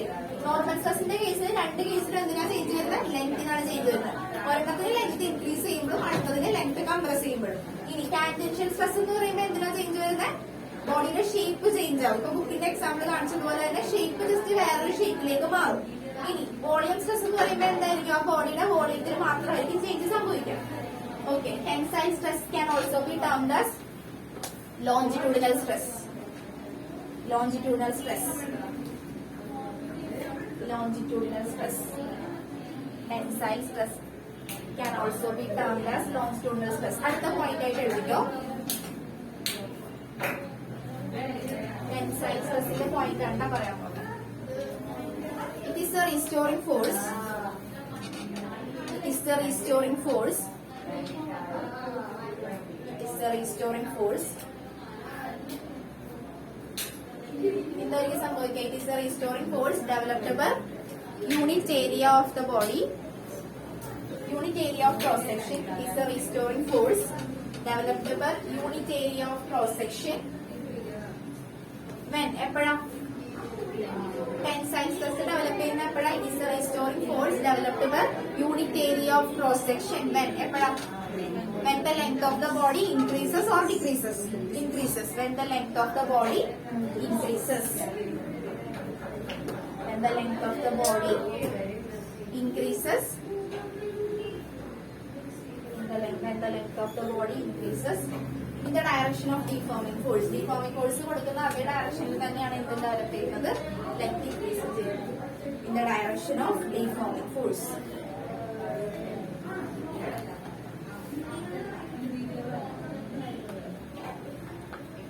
ഓക്കെ, അതിനിപ്പോ എക്സാമ്പിൾ ആയിട്ട് പറയാനാണെങ്കിൽ ഒരു സിലിണ്ടർ കൺസിഡർ ചെയ്യാം. സിലിണ്ടർ എന്ന് പറയുമ്പോൾ ഒരു സ്റ്റീലിന്റെ ടൈപ്പ് ഒരു സിലിണ്ടർ കൺസിഡർ ചെയ്യാം. അതിലേക്ക് അതിന്റെ ലെങ്ത് എല്ലാണ്. അപ്പൊ നമ്മളൊരു ഫോഴ്സ് കൊടുത്തു കഴിഞ്ഞപ്പോഴത്തേക്കും ഒരു ഡീഫോമിംഗ് ഫോഴ്സ് ഞാൻ കൊടുത്തു. ഡീഫോമിംഗ് ഫോഴ്സ് കൊടുത്തു കഴിഞ്ഞപ്പോഴത്തേക്കും എന്തായിരിക്കും സംഭവിച്ചിട്ടുണ്ടാവുക? ആലോചിച്ച് പറയാം. ഒരു സിലിണ്ടർ കൺസിഡർ ചെയ്ത് ആ സിലിണ്ടറിന്റെ ലെങ്ത് എല്ലാണ്. ഓക്കെ, ഒരു ഫോഴ്സ് കൊടുത്ത് ഫോഴ്സ് അല്ല, ഡീഫോമിംഗ് ഫോഴ്സ് അല്ല, ഒരു ഫോഴ്സ് കൊടുത്ത്. റബ്ബർ ബാൻഡ് ആലോചിക്കണമെങ്കിൽ റബ്ബർ ബാൻഡ് ആലോചിക്കാം. ഒരു ബോഡിയിലേക്ക് ആ റബ്ബർ ബാൻഡിന്റെ ലെങ്ത് എല്ലായിരുന്നു എന്ന് വിചാരിക്കാം. ഓക്കെ, അതിലേക്ക് ഞാൻ ഫോഴ്സ് കൊടുത്തു കഴിഞ്ഞപ്പോ ബോഡിക്ക് എന്തുണ്ടായി? ബോഡിക്ക് എന്ത് സംഭവിച്ചു? ഡീഫോർമേഷൻ സംഭവിച്ചു. ബോഡി ഡീഫോംഡ് ആയി കഴിഞ്ഞപ്പോ ടെൻസൈൽ സ്ട്രെസ്സിന്റെ കേസിൽ പറയാനാണെങ്കിൽ ബോഡിക്ക് എന്തായിരിക്കും സംഭവിച്ചിട്ടുണ്ടാവുക? ലെങ്ത് എന്ത് ചെയ്ത്? ഇൻക്രീസ് ചെയ്ത്. ഒരു ഡെൽറ്റ എൽ ഇൻക്രീസ് ചെയ്തോണ്ടിരിക്കട്ടെ. ടോട്ടൽ ലെങ്ത് എന്ന് പറയുന്നത് എൽ പ്ലസ് ഡെൽറ്റ എൽ ആയി. ജസ്റ്റ് ഒന്ന് ഇൻക്രീസ് ചെയ്ത് കുറച്ച് ലെങ്ത് ഇൻക്രീസ് ചെയ്ത് കഴിഞ്ഞപ്പോഴത്തേക്കും ഞാൻ ഇനി ആ ഡീഫോമിംഗ് ഫോഴ്സ് അങ്ങ് റിമൂവ് ചെയ്ത് കഴിഞ്ഞപ്പോ എന്ത് ചെയ്ത്? ബോഡിയിൽ എന്ത് ഡെവലപ്ഡ് ആയി? റീസ്റ്റോറിംഗ് ഫോഴ്സ് ഡെവലപ്ഡ് ആയി ബോഡി ഒറിജിനൽ സ്റ്റേറ്റിലേക്ക് വന്നു. ആ റീസ്റ്റോറിംഗ് ഫോഴ്സിനെയാണ് നമ്മൾ എന്തെന്ന് പറയാ? എന്ത് സ്ട്രെസ് എന്ന് പറയാം? ടെൻസൈൽ സ്ട്രെസ് എന്ന് പറയാം. അപ്പൊ ടെൻസൈൽ സ്ട്രെസ് എപ്പോഴാണ് വരുന്നതെന്ന് മനസ്സിലായാലും it is the restoring force developed by unit area of cross section of the body. എപ്പോഴാ? When the length of the body increases. Length increase ചെയ്യുമ്പോൾ വരുന്നതാണ് ടെൻസൈൽ സ്ട്രെസ് അല്ലെങ്കിൽ ലോഞ്ചിറ്റ്യൂഡിനൽ. ടെൻസൈൽ എന്ന് ഞാൻ പറയുമെങ്കിൽ ഇതുകൂടെ ഒന്ന് ആലോചിച്ച് വെച്ചേക്കണം കേട്ടോ. Longitudinal stress. ഓക്കെ, ഇനി അടുത്തത് എഴുതിക്കോ, compressive stress. Compressive stress.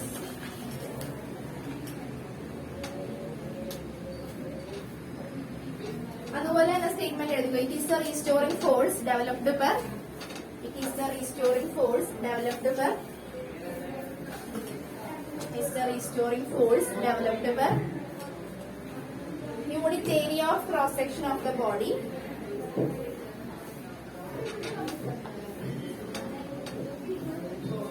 Unit area of cross section of the body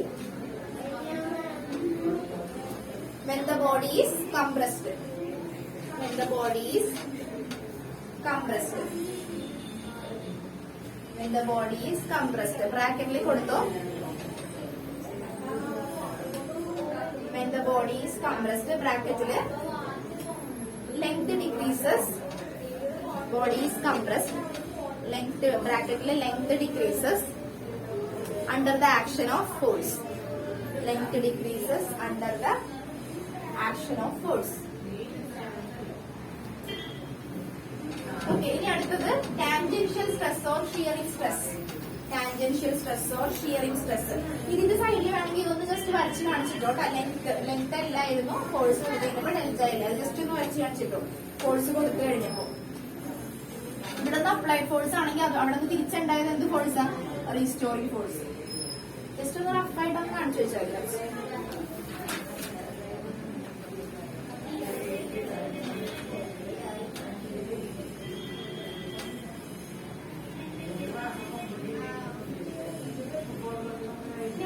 tangential force. Tangential stress or shearing stress. Tangential stress or shearing stress.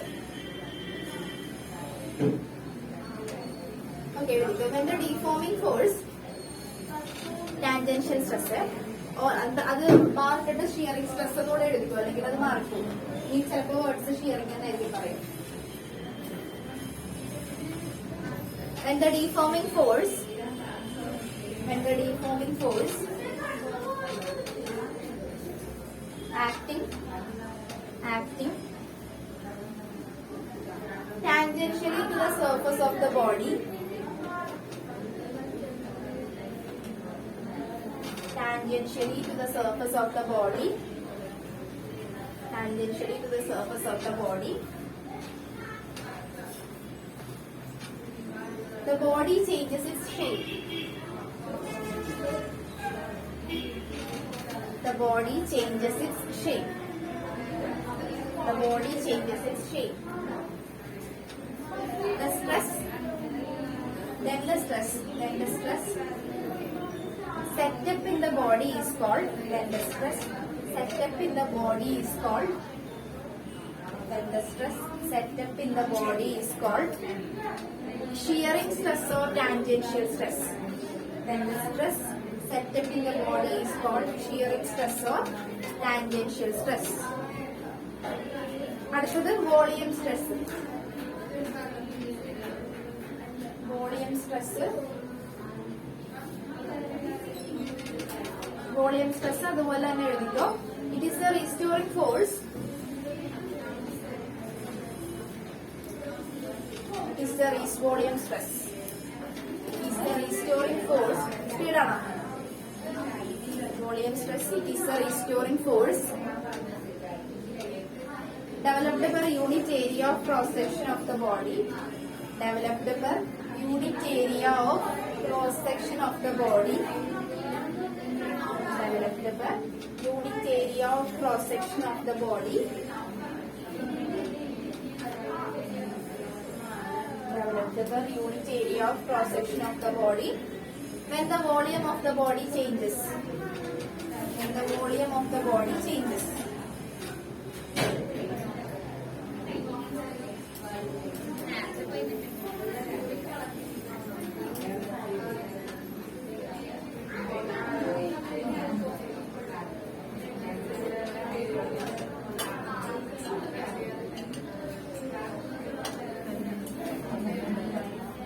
Okay, അപ്പൊ സ്ട്രെസ്സിന്റെ ടോപ്പിക് കഴിഞ്ഞു. സ്ട്രെസ് ഇത്രയും നമുക്ക് പഠിക്കാനുള്ളൂ. അപ്പൊ സ്ട്രെസ് എന്താണെന്ന് മനസ്സിലായില്ല? സ്ട്രെസ് എന്താണെന്ന് പറഞ്ഞേ. സ്ട്രെസ് കഴിഞ്ഞ് സ്ട്രെയിനിലേക്കാണ് പോകുന്നത്. പിന്നെ നമ്മൾ രണ്ടും കമ്പൈൻ ചെയ്ത കാര്യമായിരിക്കും പറയാൻ പോകുന്നത്. ഓക്കെ, ഇതാണ് ഈ ചാപ്റ്ററിൽ നമ്മൾ പറയാൻ പോകുന്ന കാര്യം. ഫസ്റ്റ് ഇപ്പൊ സ്ട്രെസ് പറഞ്ഞു, ഇനി നമ്മൾ സ്ട്രെയിൻ എന്താണെന്ന് പറയും. അത് കഴിഞ്ഞിട്ട് അത് രണ്ടും കൂടെ കമ്പൈൻ ചെയ്തുള്ള കാര്യങ്ങളാണ് പറയും. അപ്പൊ സ്ട്രെസ് എന്താണെന്ന് എഴുതിയാൽ സ്ട്രെസ് എന്ന് പറഞ്ഞാൽ എന്താ? ചെറിയ ചാപ്റ്റർ ഇപ്പൊ തന്നെ പഠിച്ചു വെക്കും. സ്ട്രെസ് എന്ന് പറഞ്ഞാൽ എന്താ? ഡെഫിനിഷൻ എന്താ? Stress force acting per unit area. ഇനി സ്ട്രെസ് എത്ര ടൈപ്സ് ഉണ്ട്? നോർമൽ സ്ട്രെസ് ഉണ്ട്. നോർമൽ സ്ട്രെസ് രണ്ട് ടൈപ്പ് നോർമൽ സ്ട്രെസ് ആണ് ഉള്ളത്. ഏതൊക്കെയുള്ളത്? ടെൻസൈലും ഉണ്ട്, കംപ്രസീവും ഉണ്ട്. ടെൻസൈൽ എന്ന് പറഞ്ഞാൽ എന്താ? Restoring force developed per unit area of cross section of the body when എപ്പോഴാ length of the body increases. Compressive stress എന്ന് പറയുമ്പോൾ length of the body decreases. ഇനി tangential stress എപ്പോഴാണ് ഡെവലപ്പ് ചെയ്യുന്നത്? shape of the body changes. ഇനി volume stress എപ്പോഴാണ് develop ചെയ്യുന്നത്? volume of the body changes. ഇനി അടുത്ത കൺസെപ്റ്റ് strain. എഴുതിക്കോ, strain.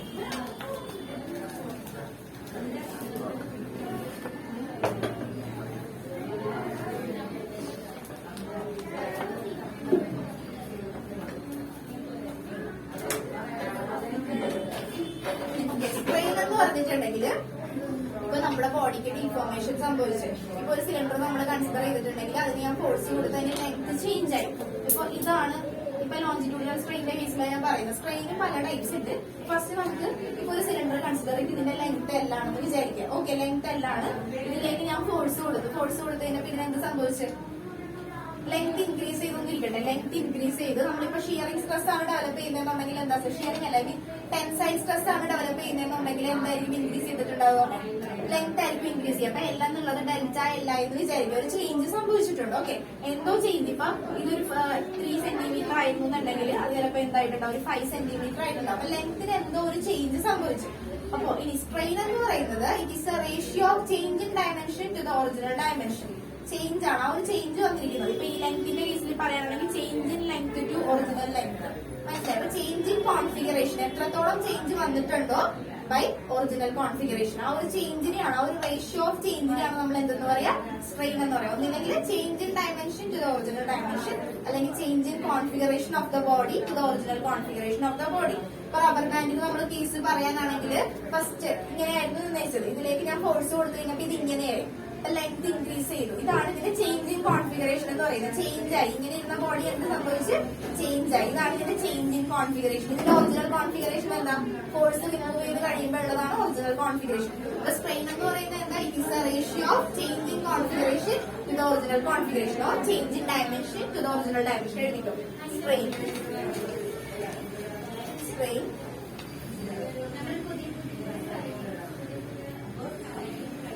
strain produced in the body. Strain produced in the body. Strain produced in the body. Strain produced in the body is measured as. Strain produced in the body is measured as. Strain produced in the body is measured as the ratio of. Strain produced in the body is measured as the ratio of change in dimension അല്ലെങ്കിൽ change in configuration എന്നുള്ളത്. change in configuration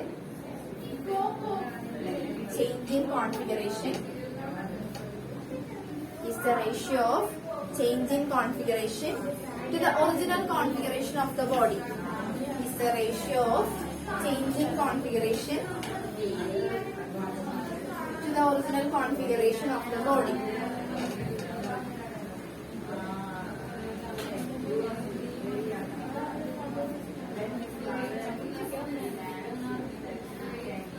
ഇതിന് unit ഉണ്ടാവും, ratio ആയിരിക്കും. ഇപ്പൊ unit ഉണ്ടാവില്ല, dimension ഉണ്ടാവും. Dimension ഉണ്ടാവില്ല. ഇനി നമ്മൾ ക്ലാസിഫിക്കേഷനാണ് പഠിക്കാൻ പോകുന്ന സ്ട്രെയിൻ. ടൈപ്പ് ഓഫ് സ്ട്രെയിൻ അല്ലെങ്കിൽ ക്ലാസിഫിക്കേഷൻ ഓഫ് സ്ട്രെയിൻ എന്ന് കൊടുക്കും. Classification of strain.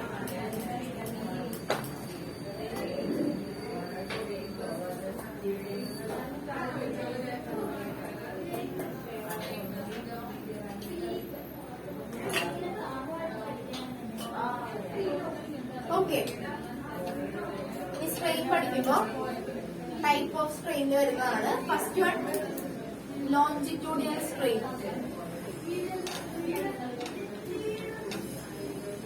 Longitudinal strain.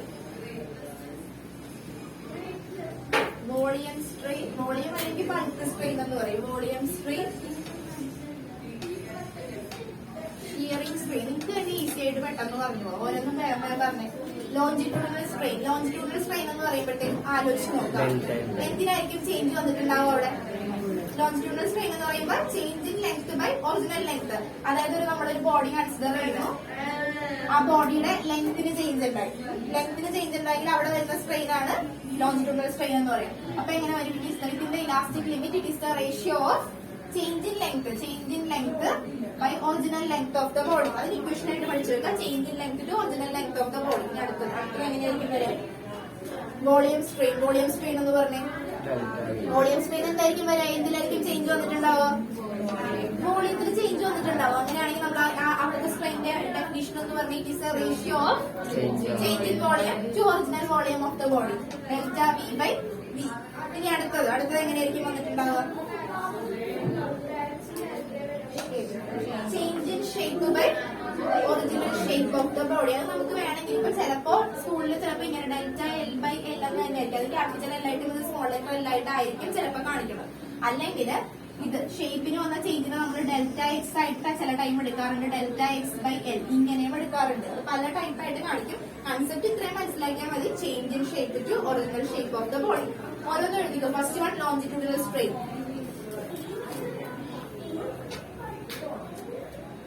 Longitudinal strain. When the deforming force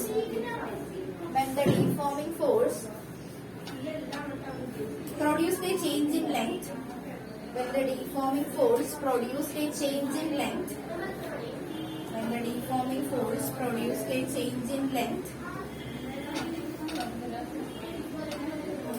when the deforming force produced a change in length, the strain is called longitudinal strain. The strain is called longitudinal strain.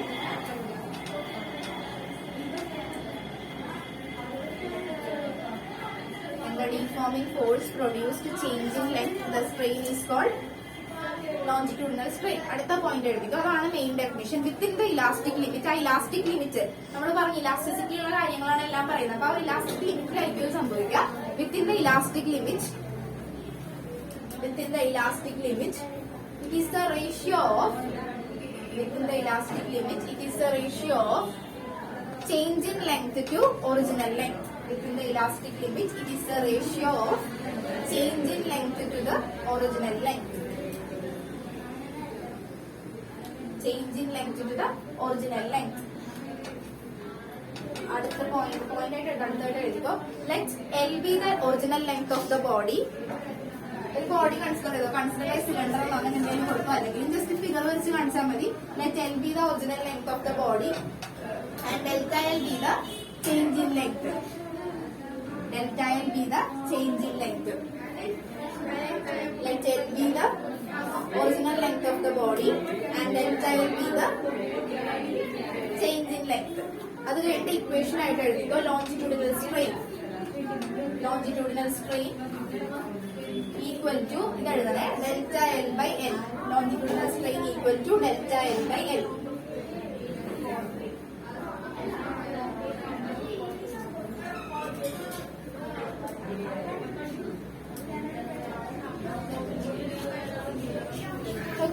അത് കഴിഞ്ഞിട്ട് അടുത്തത് എഴുതിക്കോ. Volume strain ഇതുപോലെ തന്നെ same എഴുതിയാൽ മതി. If the deforming force, അടുത്തത് volume strain.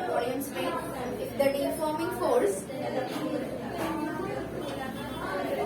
produce a change in volume, if the deforming force produce a change in volume, the deforming force produce a change in volume,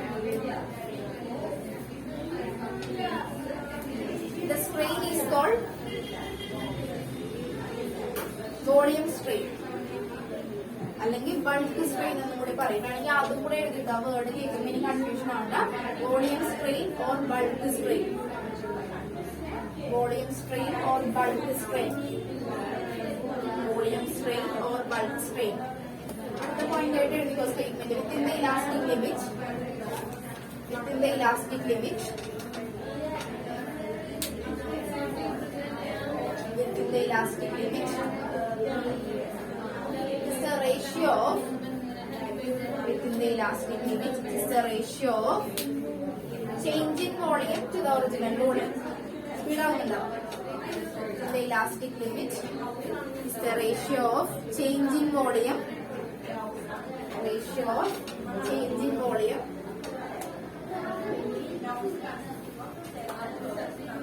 to the original volume. എന്നിട്ട് volume strain ഞാൻ ഈ പറയുന്ന equation ഒക്കെ box ചെയ്തിട്ടുണ്ട്. Longitudinal strain delta L by L, volume strain delta V by V. അടുത്തത് volume strain എഴുതിയിട്ട് box ചെയ്തോ delta V by V.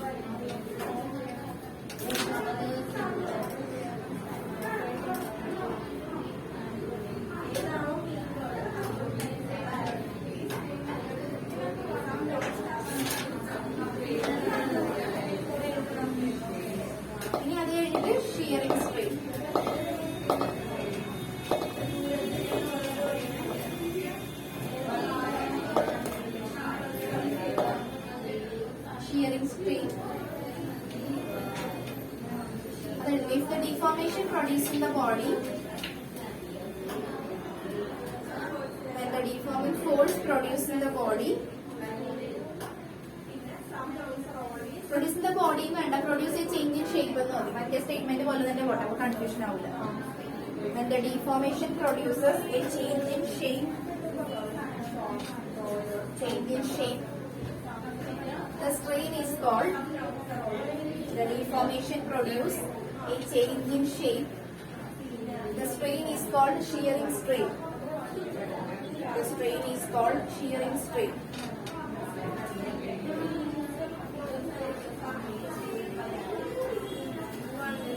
Within the elastic limit,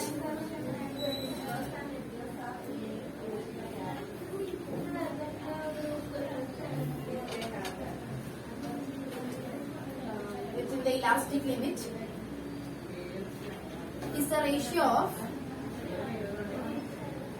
change in shape of the body to the original shape of the body. Change in shape of the body to the original shape of the body.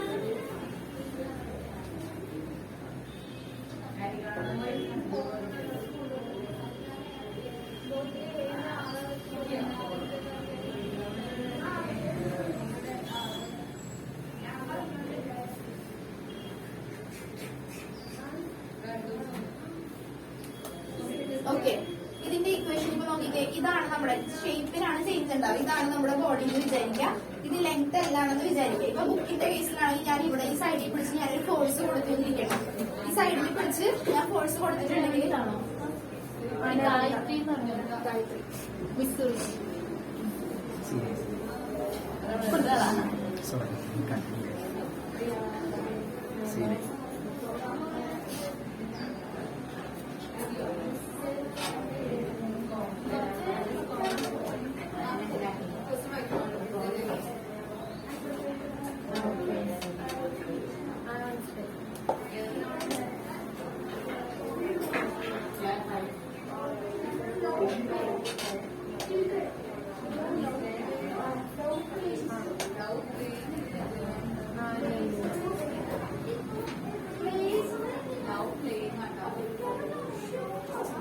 same.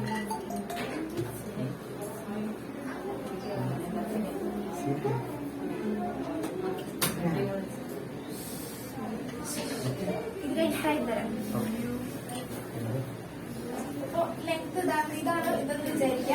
ഞാനൊരു force കൊടുത്തു കഴിഞ്ഞിട്ടുണ്ടെങ്കിൽ ബോഡിയുടെ ഒരു പാർട്ടിന് എന്തുണ്ടായി, change ഉണ്ടായി, ഷേപ്പിന് change ഉണ്ടായി. ഇപ്പൊ ഇവിടെ ഞാൻ ഫോഴ്സ് കൊടുത്തിട്ടുണ്ടെങ്കിൽ ഇത്രയും പോർഷൻ ഇങ്ങനെ പ്രസ് ആയെന്ന് വിചാരിക്കുക. അതിന് നമ്മൾ ഡെൽറ്റ എക്സ് ആയിട്ട് എടുത്ത് കാണിച്ചു. ഞാൻ പറഞ്ഞില്ല ഷേപ്പ് ജസ്റ്റ് ചേഞ്ച് ആവും. ആ ചേഞ്ചിൻ ഷേപ്പിനെ ഞാൻ ഡെൽറ്റ എക്സ് ആയിട്ട് എടുത്ത് ഒറിജിനൽ ഷേപ്പ് എന്നുള്ളത് എൽ ആയിട്ട് എടുക്കും. ഇപ്പൊ ഡെൽറ്റ എക്സ് ബൈ എൽ എന്ന് എഴുതുമ്പോൾ ചിലപ്പോ അവർ ഡെൽറ്റ എൽ ബൈ എൽ എന്നായിരിക്കും കാണിക്കാം.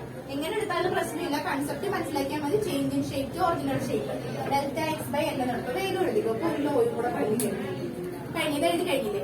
ഇക്വേഷൻ എഴുതിയ shearing strain equal to delta X by L. അടുത്തത് ഹൂക്സ് ലോ.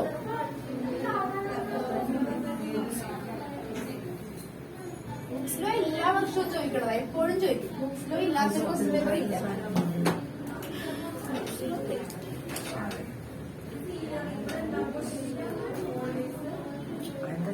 ഹൂക്സ് ലോ എന്ന് പറയുന്നത് ഇപ്പൊ എന്താ സംഭവിക്കാന്ന് വെച്ചിട്ടുണ്ടെങ്കിൽ ഒരു ബോഡി കൺസിഡർ ചെയ്യാം. സിമ്പിൾ ആദ്യം ഒരു ചെറിയൊരു ഡെഫിനിഷൻ മാത്രമേ പഠിക്കാനുള്ളൂ. ഒരു ബോഡി കൺസിഡർ ചെയ്യാം. ആ ബോഡിയിലേക്ക് ഞാൻ ഫോഴ്സ് കൊടുത്തു അതല്ല പറയട്ടെ, ബാക്കി എന്തായിരിക്കും സംഭവിക്കാൻ. ഒരു സിലിണ്ടർ കൺസിഡർ ചെയ്യാം. ലെങ്ത് എല്ലാണ് ഇതിന്റെ. ഓക്കെ, ഒരു ഫോഴ്സ് കൊടുത്തു. ഇലാസ്റ്റിക് ആയിട്ടുള്ള ബോഡിയാണ്. ഇലാസ്റ്റിക് ബോഡിയാണെന്ന് വിചാരിക്കാതെ നമ്മൾ റബ്ബർ ബാൻഡ് കൺസിഡർ ചെയ്താൽ മതി. അതിന്റെ ലെങ്ത് എല്ലാണ്. ഞാൻ ഫോഴ്സ് കൊടുത്തു. ഫോഴ്സ് കൊടുത്തു കഴിഞ്ഞപ്പോ എന്തുണ്ടായി? ലെങ്ത് ഇൻക്രീസ് ചെയ്ത്. ലെങ്ത് ഇൻക്രീസ് കഴിഞ്ഞപ്പോഴത്തേക്ക് ഇവിടെ ചേഞ്ച് ഇൻ ലെങ്ത് വന്ന് ഒറിജിനൽ ലെങ്ത് വന്നു. അപ്പൊ ഇവിടെ എന്ത് ഡെവലപ്ഡ് ആയി? സ്ട്രെയിൻ ഡെവലപ്ഡ് ആയി. ചേഞ്ച് ഇൻ ലെങ്ത്, അതായത് ലെങ്ത് ചേഞ്ച് ആയി. അപ്പൊ ഒരു ചേഞ്ച് ഇൻ ലെങ്ത് വന്ന് ഇത് ഒറിജിനൽ ലെങ്ത്. അപ്പൊ അത് നമുക്ക് ratio of change in length to original length. അപ്പൊ ഇവിടെ എന്ത് ഡെവലപ്ഡ് ആയി? സ്ട്രെയിൻ ഡെവലപ്ഡ് ആയി. അപ്പൊ ഇലാസ്റ്റിക് ബോഡിയാണെന്ന് വിചാരിക്കുക. ഞാൻ ഫോഴ്സ് കൊടുത്തു കഴിഞ്ഞപ്പോ ബോഡിക്ക് എന്ത് സംഭവിച്ചു? ഡീഫോർമേഷൻ സംഭവിച്ചു. ഇനി ഞാൻ എന്റെ ഫോഴ്സ് അങ്ങ് റിമൂവ് ചെയ്തു. ബാക്കി വിസ്മയം പറയും. ഫോഴ്സ് റിമൂവ് ചെയ്ത് കഴിഞ്ഞപ്പോഴത്തേക്കും റബ്ബർ ബാൻഡ് ഓക്കെ ഇതാലോചിച്ചാൽ മതി. ഇതിന്റെ ലെങ്ത് എല്ലാണ്. ഇതിലേക്ക് ഞാൻ ഫോഴ്സ് കൊടുത്തു കഴിഞ്ഞപ്പോഴത്തേക്കും ലെങ്ത് ഇൻക്രീസ് ചെയ്തു. അപ്പൊ ഇതിൽ എന്ത് ഡെവലപ്പ് ചെയ്യും? സ്ട്രെയിൻ ഡെവലപ്ഡ് ആയി. ഞാൻ ഫോഴ്സ് റിമൂവ് ചെയ്ത് കഴിഞ്ഞപ്പോഴത്തേക്കും എന്താ സംഭവിച്ചത്? ഒറിജിനൽ പൊസിഷനിലേക്ക് വന്നു. ഒറിജിനൽ പൊസിഷനിലേക്ക് വരണം എന്നുണ്ടെങ്കിൽ ബോഡിയുടെ ഉള്ളിൽ എന്ത് ഡെവലപ്ഡ് ആയിട്ടുണ്ടാവും? റീസ്റ്റോറിംഗ് ഫോഴ്സ് ഡെവലപ്ഡ് ആയി. Restoring force developed per unit area. ഇത്ര പറയുക എന്താ അപ്പൊ ഡെവലപ്ഡ് ആയത്? Restoring force developed per unit area. Stress develop ആയി. അപ്പൊ നോക്കിക്കേ, അപ്പൊ ഇവിടെ എന്താ? സ്ട്രെയിനും വന്നു. ഒരു ബോഡിയിൽ സ്ട്രെയിനും വന്ന് അറ്റ് ദ സെയിം ടൈം എന്ത് ഡെവലപ്ഡ് ആയി? എന്ത് ഡെവലപ്ഡ് ആയി? സ്ട്രെസ്സും ഡെവലപ്പ് ആയി. അപ്പൊ ഇപ്പൊ സ്ട്രെയിൻ ഇൻക്രീസ്. ഞാൻ കൊടുത്ത ഫോഴ്സ് ഇൻക്രീസ് ചെയ്തോന്നിരിക്കട്ടെ. ഫോഴ്സ് ഇൻക്രീസ് ചെയ്ത് കഴിയുമ്പോ എന്തായിരിക്കും ഇൻക്രീസ് ചെയ്യുക? സ്ട്രെയിൻ ഇൻക്രീസ് ചെയ്ത്. അപ്പൊ സ്ട്രെയിൻ ഇൻക്രീസ് ചെയ്തിട്ടുണ്ടെങ്കിൽ വേറെ എന്ത് ഇൻക്രീസ് ചെയ്യും? അപ്പൊ സ്ട്രെസ് ഇൻക്രീസ് ചെയ്യത്തില്ലേ? അപ്പൊ നമുക്ക് ഹൂക്സ് ലോ പറയുന്നത് within the elastic limit stress is directly proportional to strain. ഇപ്പൊ മനസ്സിലായോ ഒരു ബോഡിയിലേക്ക് എങ്ങനെയാ സ്ട്രെസ്സും സ്ട്രെയിനും വരാൻ? നമ്മൾ ഫോഴ്സ് കൊടുത്തു കഴിയുമ്പോ ഇലാസ്റ്റിക് ബോഡിയിലേക്ക് നമ്മൾ ഫോഴ്സ് കൊടുത്തു കഴിയുമ്പോ ഫസ്റ്റ് എന്ത് ചെയ്യും?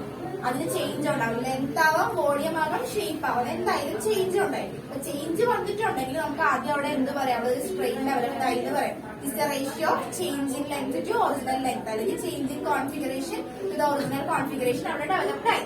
പിന്നെ ആ ബോഡി ഒറിജിനൽ സ്റ്റേറ്റിലേക്ക് വരുമ്പോൾ അവിടെ എന്ത് ഡെവലപ്ഡ് ആയിട്ടുണ്ടാവണം? റീസ്റ്റോറിംഗ് ഫോഴ്സ് ഡെവലപ്ഡ് ആയി പെർ യൂണിറ്റ് ഏരിയ. അതിനെ നമ്മൾ എന്ത് പറയും? സ്ട്രെസ് എന്ന് പറയും. അപ്പൊ അക്കോർഡിംഗ് ടു ഹൂക്സ് ലോ എന്താ പറയുന്നത്? വിത്തിൻ ദ ഇലാസ്റ്റിക് ലിമിറ്റ്, ഒരു ബോഡിയുടെ ഇലാസ്റ്റിക് ലിമിറ്റ്, ഇലാസ്റ്റിക് ബിഹേവിയറുള്ള ബോഡിക്ക് മാത്രമേ നമുക്ക് ഇത് പറയാൻ പറ്റുള്ളൂ. Within the elastic limit stress is directly proportional to strain.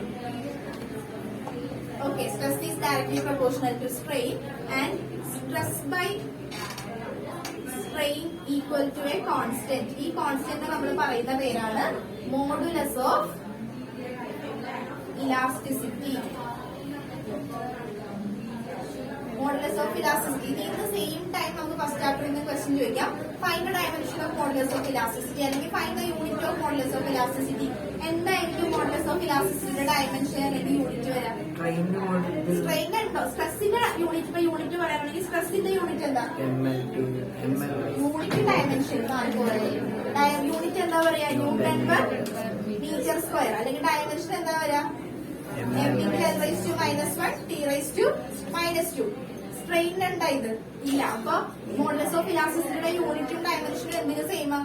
സ്ട്രെസ്സിന്റെ സെയിം ഡയമെൻഷനും യൂണിറ്റ് തന്നെ ആർക്കുള്ളത്? മോഡുലസ് ഓഫ് ഇലാസ്റ്റിസിറ്റിക്ക് ഉള്ളത്. ഓക്കെ, ഇനി 3 ടൈപ്പ് മോഡുലസ് ഓഫ് ഇലാസ്റ്റിസിറ്റിയെ പഠിക്കണം. അതൊന്നും സിമ്പിൾ ആണ്, ജസ്റ്റ് ശ്രദ്ധിച്ചാൽ കിട്ടും. അപ്പൊ വേഗം എഴുതിക്കോ. Hooke's law within the elastic limit. Within the elastic limit within the elastic limit stress is directly proportional to strain. Within the elastic limit stress is directly proportional to strain.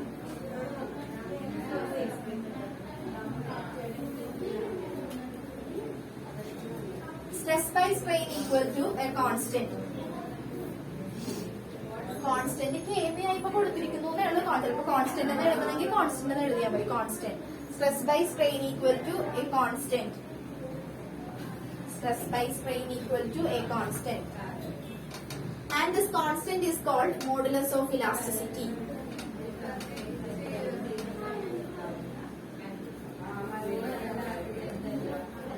Constant is called modulus of elasticity. modulus of elasticity, and it is depend upon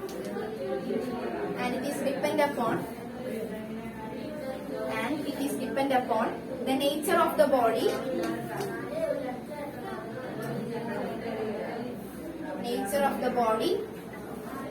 and it is depend upon the nature of the body and the manner in which it is deformed. Depend upon the nature of the body and the manner in which it is deformed.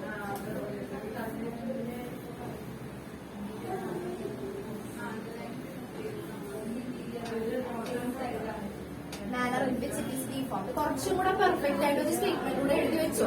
ഇത്രയും എഴുതിയാൽ മതി. എന്നാൽ ആ ഒരു statement കൂടെ എഴുതി വെച്ചോ. കുറച്ച് ഇപ്പൊ 3 മാർക്കിനൊക്കെയാണ് ചോദിക്കുന്നുണ്ടെങ്കിൽ കുറച്ചുകൂടെ ഡീറ്റെയിൽ ആയിട്ട് എഴുതണം. മെയിൻ ആയിട്ട് ഒന്നും പറഞ്ഞില്ലെങ്കിൽ എന്ത് പറയാം, ഹൂക്സ്ലോ ചോദിക്കും. 2 മാർക്ക് ക്വസ്റ്റ്യൻ ആണ് എപ്പോഴും ചോദിക്കണത്. ഫൈനൽ എക്സാമിന് എപ്പോഴും ചോദിക്കുന്ന ക്വസ്റ്റ്യൻ ആ ഹൂക്സ്ലോ ചോദിക്കും. അപ്പൊ എഴുതി വെച്ചേക്ക.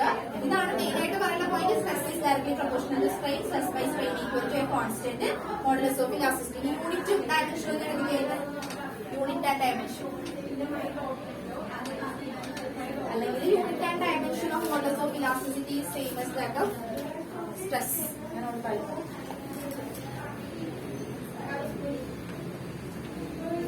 അടുത്തൊരു സ്റ്റേറ്റ്മെന്റ് കൂടെ എഴുതിട്ടോ. Within the elastic limit the extension of an elastic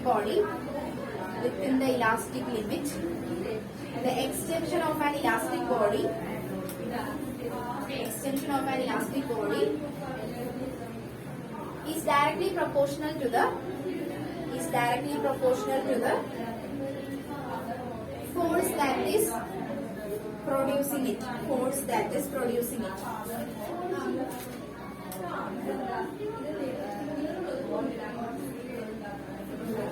Okay. Force that is producing it.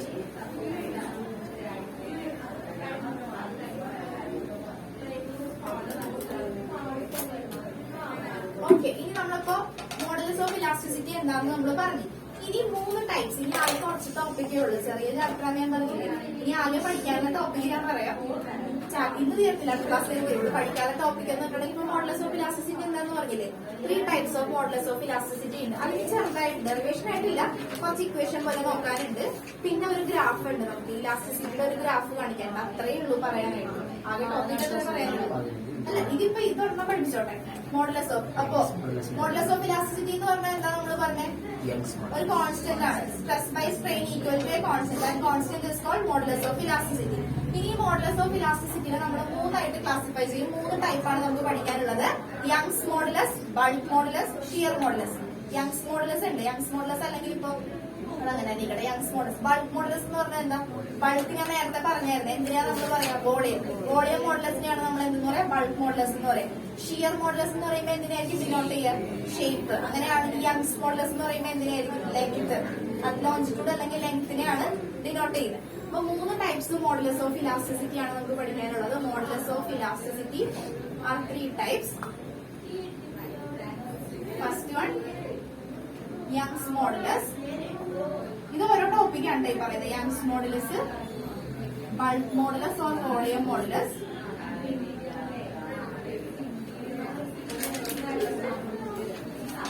Shear modulus. ഇതിൽ നിന്ന് തീർക്കണം എന്നാണ് എന്റെ ഒരു ആഗ്രഹം. പെട്ടെന്ന് തീരും. യങ്സ് മോഡുലസ് എന്ന് പറഞ്ഞിട്ടുണ്ടെങ്കിൽ it is the within the elastic limit, it is the ratio of longitudinal stress by longitudinal strain. Longitudinal stress എന്താന്ന് പഠിച്ചല്ലോ. longitudinal stress എന്ന് പറഞ്ഞാൽ എന്താ? longitudinal stress എന്താ? longitudinal stress restoring force developed in the body when there is a change in length.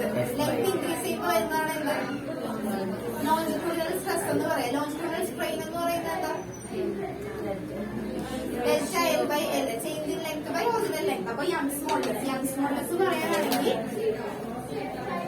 within the elastic limit, it is the ratio of within the elastic എഴുതിയിട്ട് പറഞ്ഞിട്ട് within the elastic limit. ഹൂക്സ്ലോ എന്താ പറയുന്നത്? ഹൂക്സ്ലോയിൽ തന്നെ models of elasticity വന്നത്. ഹൂക്സ്ലോയുടെ statement എന്താ? within the elastic limit എന്ത് directly proportional എന്ന് പറയുന്നത്? Stress is directly proportional to strain and stress by strain equal to a constant. Okay, അപ്പൊ യങ്സ് മോഡുലസ് എന്ന് പറയുമ്പോൾ within the elastic limit it is the ratio of longitudinal stress by longitudinal strain. Length എന്ന് പറയുമ്പോൾ തന്നെ ആലോചിക്കുക, ലെങ്തിനാണ് denote ചെയ്യുക. Bulk എന്ന് പറയുമ്പോൾ എന്തായിരിക്കും, വോളിയത്തിനെ ഡിനോട്ട് ചെയ്യും. ഷിയർ എന്ന് പറയുമ്പോൾ ഷേപ്പിനെ ഡിനോട്ട് ചെയ്യും. First one Young's modulus. Young's modulus നമ്മൾ വൈ വെച്ചാണ് ഡിനോട്ട് ചെയ്യുക. അപ്പൊ എന്താ പറയാ, longitudinal stress by longitudinal strain. Okay, ഇനി ലോഞ്ചിറ്റ്യൂഡിനൽ സ്ട്രെസിന്റെ ഇക്വേഷൻ എന്താണ്? നമുക്ക് ഇക്വേഷൻ വേണം. ഇക്വേഷൻ എന്താ? സ്ട്രെസിന്റെ എല്ലാത്തിന്റെ ഇക്വേഷൻ. സ്ട്രെസിന് നമ്മൾ പ്രത്യേകിച്ച് എന്തെങ്കിലും ഇക്വേഷൻ പഠിച്ചോ സെപ്പറേറ്റ്? ഇല്ല, ഞാൻ പറഞ്ഞു ആകെ ഒരു ഇക്വേഷൻ മാത്രമേ നമ്മൾ സ്ട്രെസിന് പഠിച്ചിട്ടുള്ളൂ. സ്ട്രെസിന്റെ ഇക്വേഷൻ എന്താ? Stress equal to F by A. അത് അങ്ങനെ തന്നെ നിൽക്കട്ടെ. അപ്പൊ ലോഞ്ചിറ്റ്യൂഡിനൽ സ്ട്രെസിന് ഞാൻ എഴുതി stress equal to F by A. ഇനി ലോഞ്ചിറ്റ്യൂഡിനൽ സ്ട്രെയിൻ. ലോഞ്ചിറ്റ്യൂഡിനൽ സ്ട്രെയിന്റെ ഇക്വേഷൻ എന്താ? Delta L by L. അപ്പൊ ഇതങ്ങ് സബ്സ്റ്റിറ്റ്യൂട്ട് ചെയ്താൽ മതി. Y is equal to F by A divided by delta L by L. Okay, അപ്പൊ എന്ത് വന്ന് F by A into L by delta L. Okay, അപ്പൊ എന്ത് വന്ന് F L by A delta L. ഇതാണ് യങ്സ് മോഡുലസിന്റെ equation. Y is equal to F L by A delta L. A delta L. ഇനി F weight of the body. F equal to നമുക്ക് എങ്ങനെ കൊടുക്കാം? F equal to എങ്ങനെ കൊടുക്കാം? M G എന്ന് കൊടുക്കാം. ചിലപ്പോ ആ പ്രോബ്ലം വരുമെങ്കിൽ നോക്കിയാൽ മതി. ഇക്വേഷൻ ഇത്ര പറയാനുള്ളൂ. Young's modulus Y equal to F L by A delta L. ഇപ്പൊ പഠിക്കുമ്പോൾ ഈസി ആയിരിക്കും. പക്ഷെ ബൈ ഹാർട്ട് ചോദിക്കാനാണെങ്കിൽ പെട്ടെന്ന് കിട്ടത്തില്ല. പഠിച്ചു പോയേക്കണം. ഒന്നും ഇല്ലല്ലോ പ്രത്യേകിച്ച് പഠിക്കാൻ. സിമ്പിൾ ആയിട്ട് നോക്കിയാൽ മതി. F L by A delta L. എഫിന് സബ്സ്റ്റിറ്റ്യൂഷൻ കൊടുത്തിട്ടുണ്ടെങ്കിൽ നമുക്ക് എങ്ങനെ എഴുതാം? Y is equal to M G L by A delta L. Okay, ഇതാണ് യങ്സ് മോഡുലസ്. അത് സ്റ്റേറ്റ്മെന്റ് എഴുതേ. Young's modulus Young's modulus within the elastic limit. Within the elastic limit.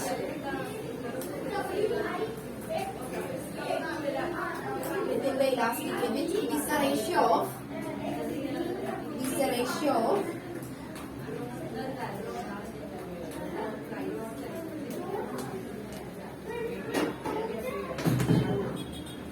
It is a ratio of longitudinal stress to longitudinal strain.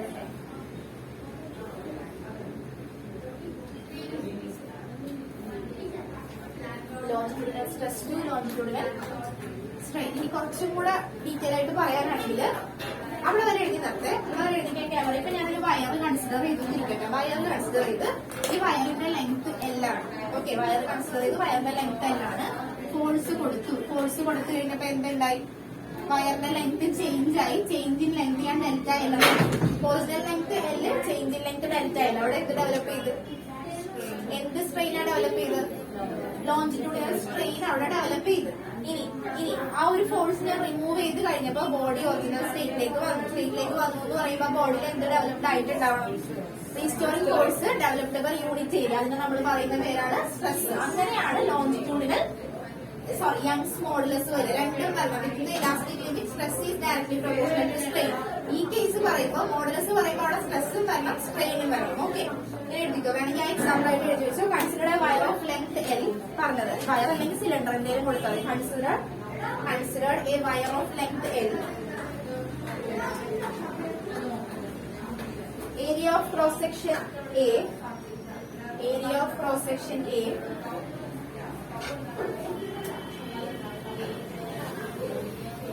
Area of cross section A stretched by a force F. Area of cross section A stretched by a force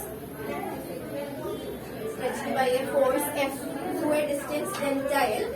Stretched by a force F through a distance delta L. എന്നിട്ട് equation എടുക്കുക. ഇവിടെ തൊട്ട് എഴുതുക. Young's modulus y equal to അവിടെ തൊട്ട് എഴുതുക.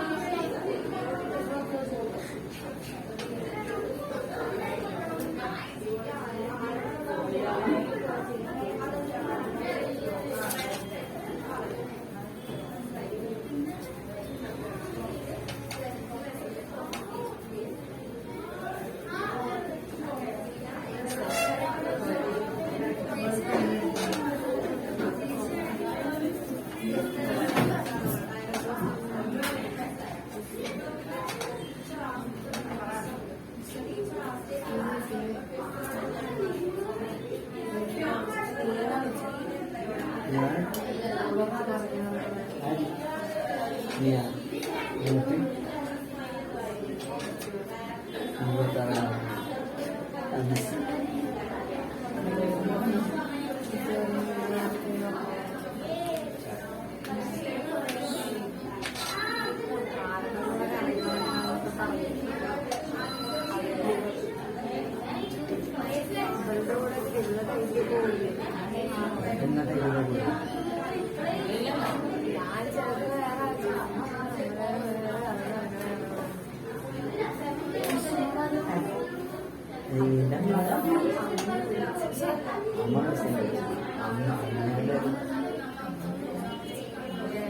അടുത്തത് എഴുതിക്കോ. Bulk modulus. ബൾക്ക് മോഡുലസ് എഴുതിക്കോ. Bulk modulus.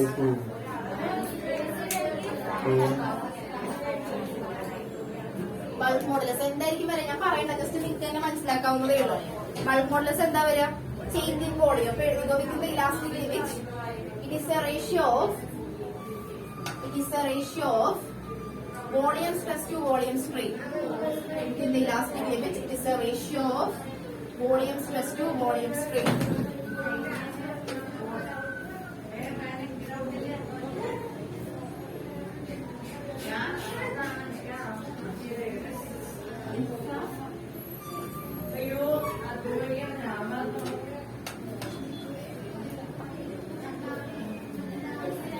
ഓക്കെ, ഈ ശ്രദ്ധിക്കാം. വോളിയം സ്ട്രെസ് എന്ന് പറയുമ്പോൾ എന്തായിരിക്കും മീൻ ചെയ്യുക? ഇക്വേഷൻ എന്തായിരിക്കും? F/A. ഇനി ഒരു ബോഡിയുടെ വോളിയം ചേഞ്ച് ആവണമെന്ന് വിചാരിക്കാം. അപ്പൊ നമ്മൾ എന്താ ജനറലി അപ്ലൈ ചെയ്ത് കൊടുക്കേണ്ടത്? അവിടെ ഫോഴ്സ് അപ്ലൈ ചെയ്യാനല്ല, കൂടുതലായിട്ട് പറയണമെങ്കിൽ പ്രഷറാണ് നമ്മൾ കൊടുക്കുക. പ്രഷർ കൊടുത്തു കഴിഞ്ഞാൽ F/A എന്ന് പറയുന്ന സ്ട്രെസ് എന്ത് തന്നെയാ പറയാം? പ്രഷറായിട്ട് തന്നെ പറയാം. പക്ഷെ വോളിയത്തിന്റെ കേസിൽ പറയുമ്പോൾ നമ്മളത് പ്രഷർ എന്ന് തന്നെ പറയാം. വോളിയം സ്ട്രെസ്സിനെ നമ്മൾ പ്രഷറായിട്ട് ഇമാജിൻ ചെയ്യും. അതെന്ന് വെച്ചിട്ടുണ്ടെങ്കിൽ വോളിയത്തിലായിട്ട് പ്രഷറാണ് റിലേറ്റ് ചെയ്ത് പറയാം.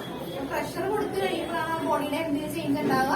വോളിയത്തിന് ചേഞ്ച് ഉണ്ടായ. പിന്നെ ഒരു കേസ് ഇവിടെ ചേഞ്ച് വരുമെന്ന് നമ്മൾ പറഞ്ഞു. അപ്പൊ ഒരു ബോഡി ഞാൻ കൺസിഡർ ചെയ്ത് ആ ബോഡിയിലേക്ക് ഫോഴ്സ് അല്ല, നമ്മൾ വോളിയം ചേഞ്ച് ആവുന്നത് പ്രഷറാണ് പറയാം. Pressure is related to volume. പ്രഷറും വോളിയത്തിനെല്ലാം നമ്മൾ എപ്പോഴും റിലേറ്റ് ചെയ്ത് പറയും. അതുകൊണ്ട് ഫോഴ്സും വോളിയം അങ്ങനെ നമുക്ക് എന്താ പറയാ റിലേറ്റ് ചെയ്ത് പറയാൻ പറ്റത്തില്ല. സോ പ്രഷർ കൊടുക്കും. പ്രഷർ കൊണ്ട് ഉദ്ദേശിക്കുന്നത് ഫോഴ്സ് ബൈ ഏരിയ തന്നെയാണ്. സോ നമ്മൾ എന്ത് ചെയ്യുന്നത്?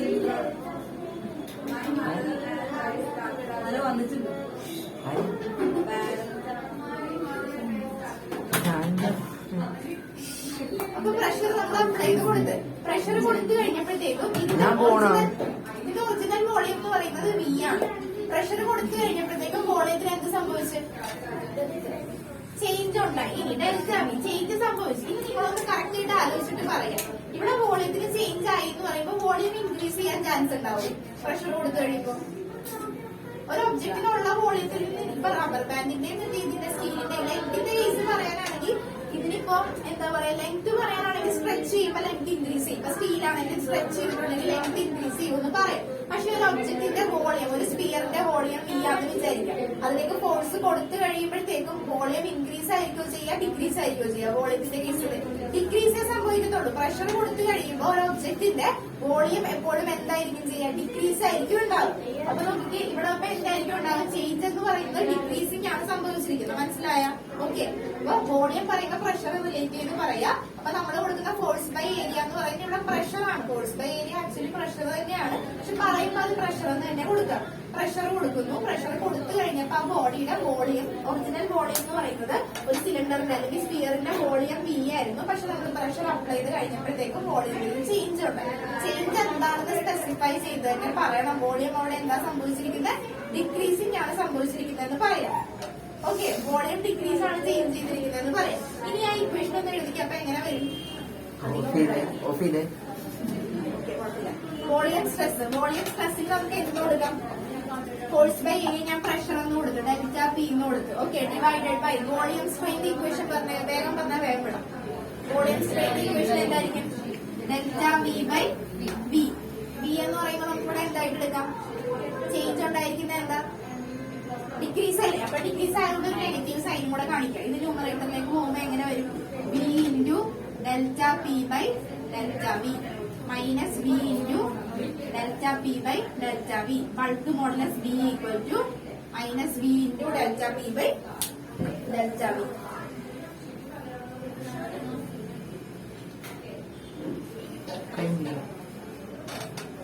പറയട്ടെ, നോട്ട് വേണ്ടേ? ചേഞ്ച് ചെയ്ത കാര്യം പറയണ്ടേ? അത് പറഞ്ഞ നോട്ട് ഇക്വേഷൻ എഴുതി ഇവിടെ എഴുതിയില്ലേ? ബി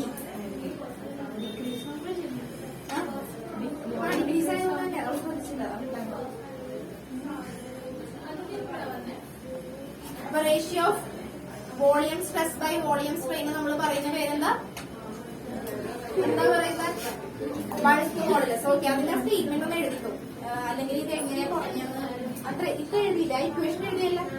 ഓക്കെ, ഇനി എഴുതിക്കോ. സപ്പോസ് മൈനസ് ആണ് ഇപ്പൊ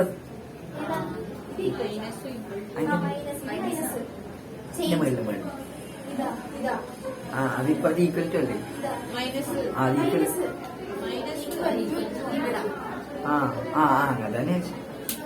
അങ്ങനെ എഴുതിക്കോ, വേഗം എഴുതിക്കോ. Suppose we apply a force F. Suppose we apply a force F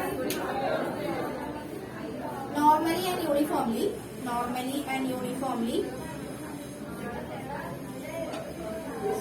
over an area, normally and uniformly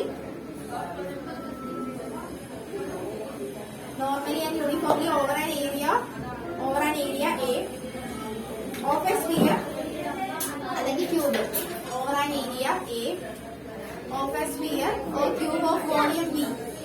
Sphere or cube of volume V. Volume V. Such that volume decreases. Volume decreases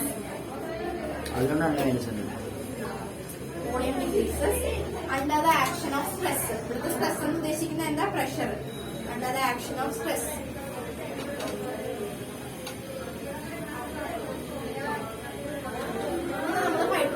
hydrostatic pressure എന്ന് അല്ലെങ്കിൽ hydraulic pressure എന്ന് പറയാറുണ്ട്. എഴുതിയ ഇത്ര എഴുതിയില്ല, ഈ question എഴുതിയില്ലേ? ഇനി ഈ ഒരു ബീനെ പറയുന്ന പേരെന്താ? Bulk modulus. ബൾക്ക് മോഡുലസിന്റെ റെസിപ്രോക്കലിന് നമ്മൾ പറയുന്ന പേരാണ് കംപ്രസിബിലിറ്റി എന്ന് പറയും. എന്താ പറയാ? കംപ്രസിബിലിറ്റി. അതുകൊണ്ട് എഴുതിക്കൂടെ? ഒന്നും പറയാനില്ലേ? Compressibility is the reciprocal of bulk modulus. അത്രേ ഉള്ളൂ. ബൾക്ക് മോഡുലസിന്റെ റെസിപ്രോക്കലിന് പറയുന്ന പേരാണ് compressibility. Compressibility is the reciprocal of bulk modulus. Equation എങ്ങനെ വരും? കംപ്രസിബിലിറ്റിയുടെ ഇക്വേഷൻ എങ്ങനെ വരും? നേരെ തിരിച്ചെഴുതാം. അപ്പൊ compressibility equal to delta V by V delta P. നേരെ തിരിച്ചെഴുതാം. നെഗറ്റീവ്